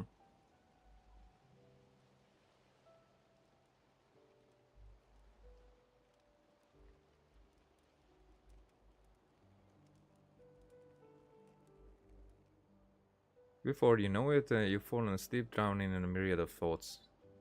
You faintly sense what feels like someone clasping your hand. But this time it sends you into a deep sleep where sweet dreams await. Oh, frick, so that was just a...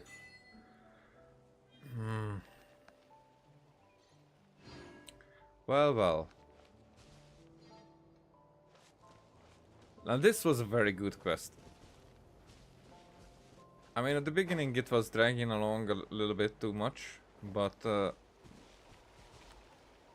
part of it made sense that way. Most of it. It has to have a reason to happen this way, so it cannot be that much in medias res.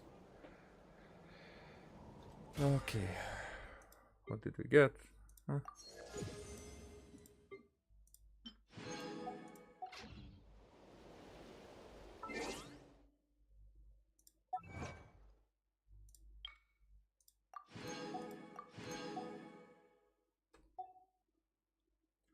What else? Huh.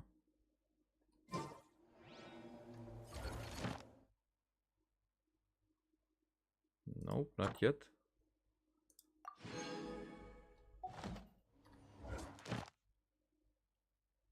No, wrong button. This button.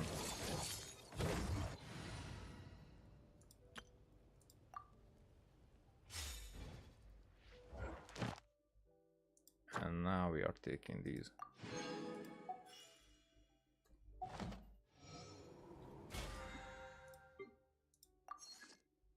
Ooh, I haven't done anything today other than this quest.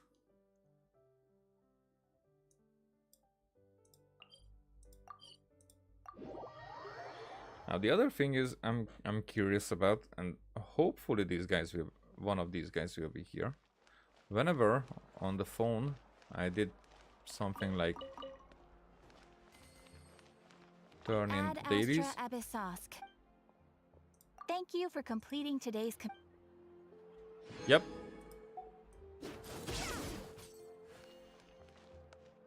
What does Kinish do in here? Got it. I won't let a house scare anyone. Scare people? Know that the almighty Dragon Lord's mere presence is an awe-inspiring thing! Awe-inspiringly pathetic? Kenich! What did you just say? Kinish? Oh, look who crawled out of their hidey hole. Here to scrape up some work? Too bad. All the lucrative gigs already under the purview of the almighty Dragon Lord, and we... Ignore a how, traveler. If you'd like any commissions, I can recommend you some. I'm good, thanks. I've already got enough. What? Wait, give me a choice. Right. And if you need any help, just ask. Help? Oh, how noble, how high-minded. How about you? Shut it, Ahau. Save your breath for the monsters we'll be fighting. So this was like an anecdote, okay. Because anytime I was doing something, then either Kinich was appearing here, Ifa was appearing here, like, let's do something here, for example. Make just one.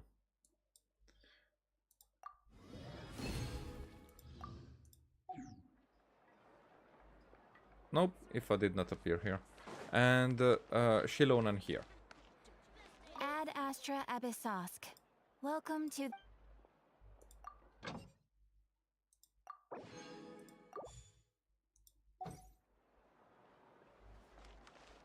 No, nope. Not yet. Maybe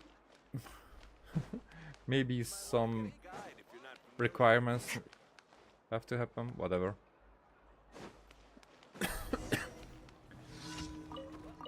I take that one, thanks. Surprises. So what else to do here? I mean, there is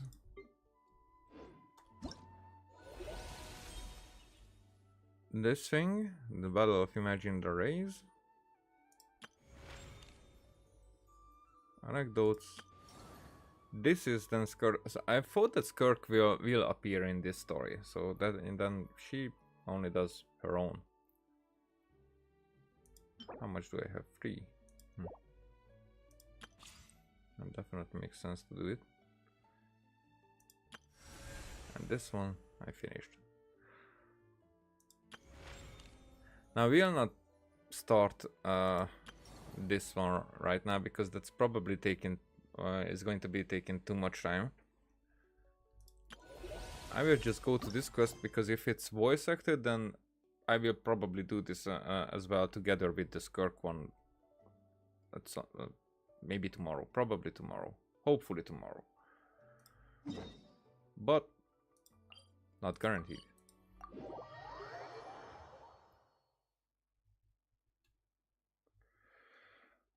Oh,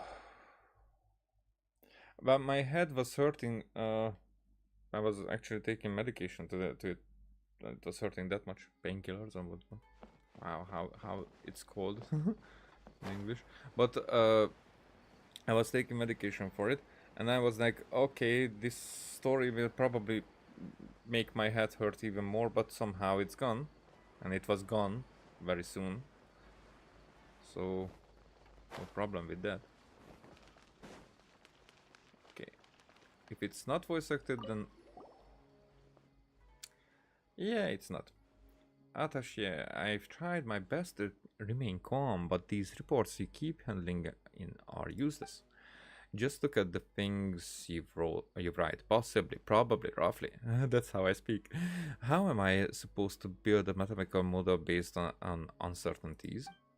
That's I don't have enough time. Not to mention, I'm from Sharivar. I think that's how it's pronounced. How am I supposed to know how to measure the impacts on living organisms? Take fungi as an example.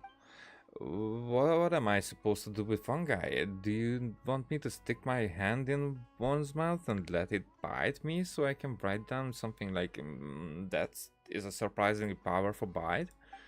Darvish, you're from an Amorta Darshan. Back me up here, will you? If you really want me to get involved, I'd have to start by saying that your grasp of basic biology is shockingly poor. Surely everyone knows that most fungi don't have mouths. Ha! However, far away. We don't require an exceedingly precise model this time. Our research isn't aimed at those stuffy old scholars at the academia. Now also, stopping here for just a sec. These introductions usually take a while to read. If I'm playing these, not streaming, I'm not reading all this and just clicking. But to read them all up, it takes a while, like 19 out of 20 times. Okay. The purpose of this little project is to provide knowledge to children. It's supposed to be engaging. A little imagination is hardly unwarranted. Oh, I see. Well, if you say so. Honestly, Farava, the way you speak to Darvish, you're a whole different person from when you talk to me. Alright, no need to argue. I've pretty much finished everything I was working on, and I reviewed Attaché's conclusions. Besides, the data can be adjusted once the test has concluded. That's the whole point of testing. Of course, Darwish, clear-headed and organized as always, unlike a certain someone. Indeed, indeed. And no, I'm not asking who that certain someone is. Can you two please knock it up? We've got final preparations to make. As you say. And I go check if the paint's dried. Speaking of the test subjects, I don't suppose that you two would be interested in helping out? I mean, you've been standing there watching us for a while now. Huh? Us? Who? Yes, you. Do you want to take part in our test? You'll get to eat all the fruit you want. Are you asking us to test new varieties of fruit? Sorry, we're only interested in watching these two argue. That's true. Don't say that. You make it sound like we're a couple of passing weirdos. I mean, we are. Maybe we should hear them out before deciding. Paimon wants to learn more about the fresh fruit, about this project. Such an inquisitive mind.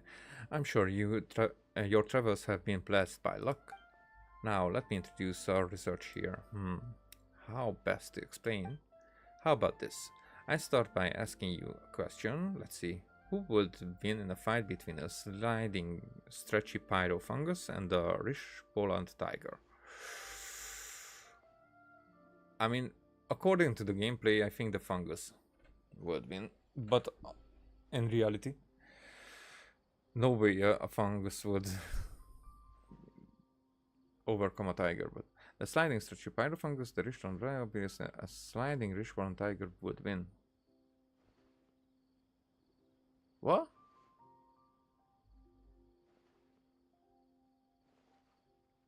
Okay, so that's an option. And I would say because that would make us look silly, and that's my goal. Not an option. What's a sliding rush ball tiger anyway? Who asks crazy questions like that? Wait, there's more. Who's stronger, a floating animal fungus or an animal slime? Who are the better fighters, the Eremites or Natlan's Saurian warriors? What about the Kairagi? These are the sort of questions that children always ask when we teach them. That's true. Little minds love asking those sort of questions. Haha, but the childlike curiosity is the foundation of learning. They want to know, and that's why we are doing all this. Observe the Companion Caper Chronicles.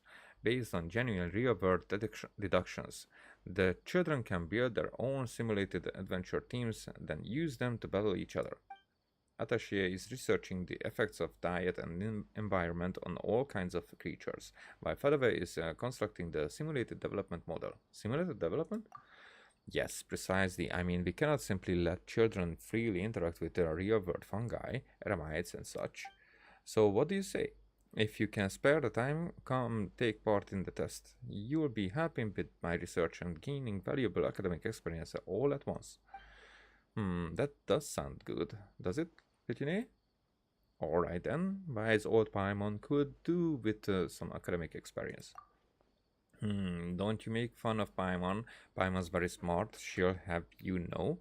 And soon she'll be even smarter. Let's go do some research. You're more than welcome to help out. Pitine, of course, so is Paimon. A sage in the making, if I ever saw one. Just let me know when you want to give it a go, and I run you through our simulated development rules.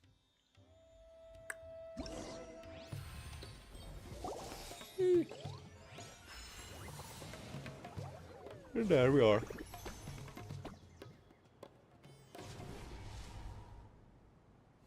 Companion Keeper Chronicles Food Supplement Survey. Wow. Not yet unlocked, not yet unlocked. Huh. But I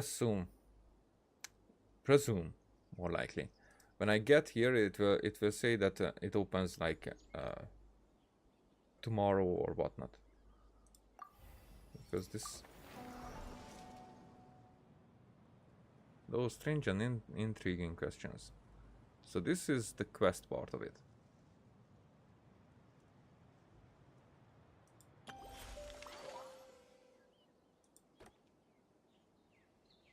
Alright. I started this. Maybe I will take a look on YouTube and see what this is about. If it's an interesting quest, then I will do it next time with the Skirk one. But right now I'm tired. My back hurts. My ass is flat. I mean, usually it's not, but now it's flat, you know.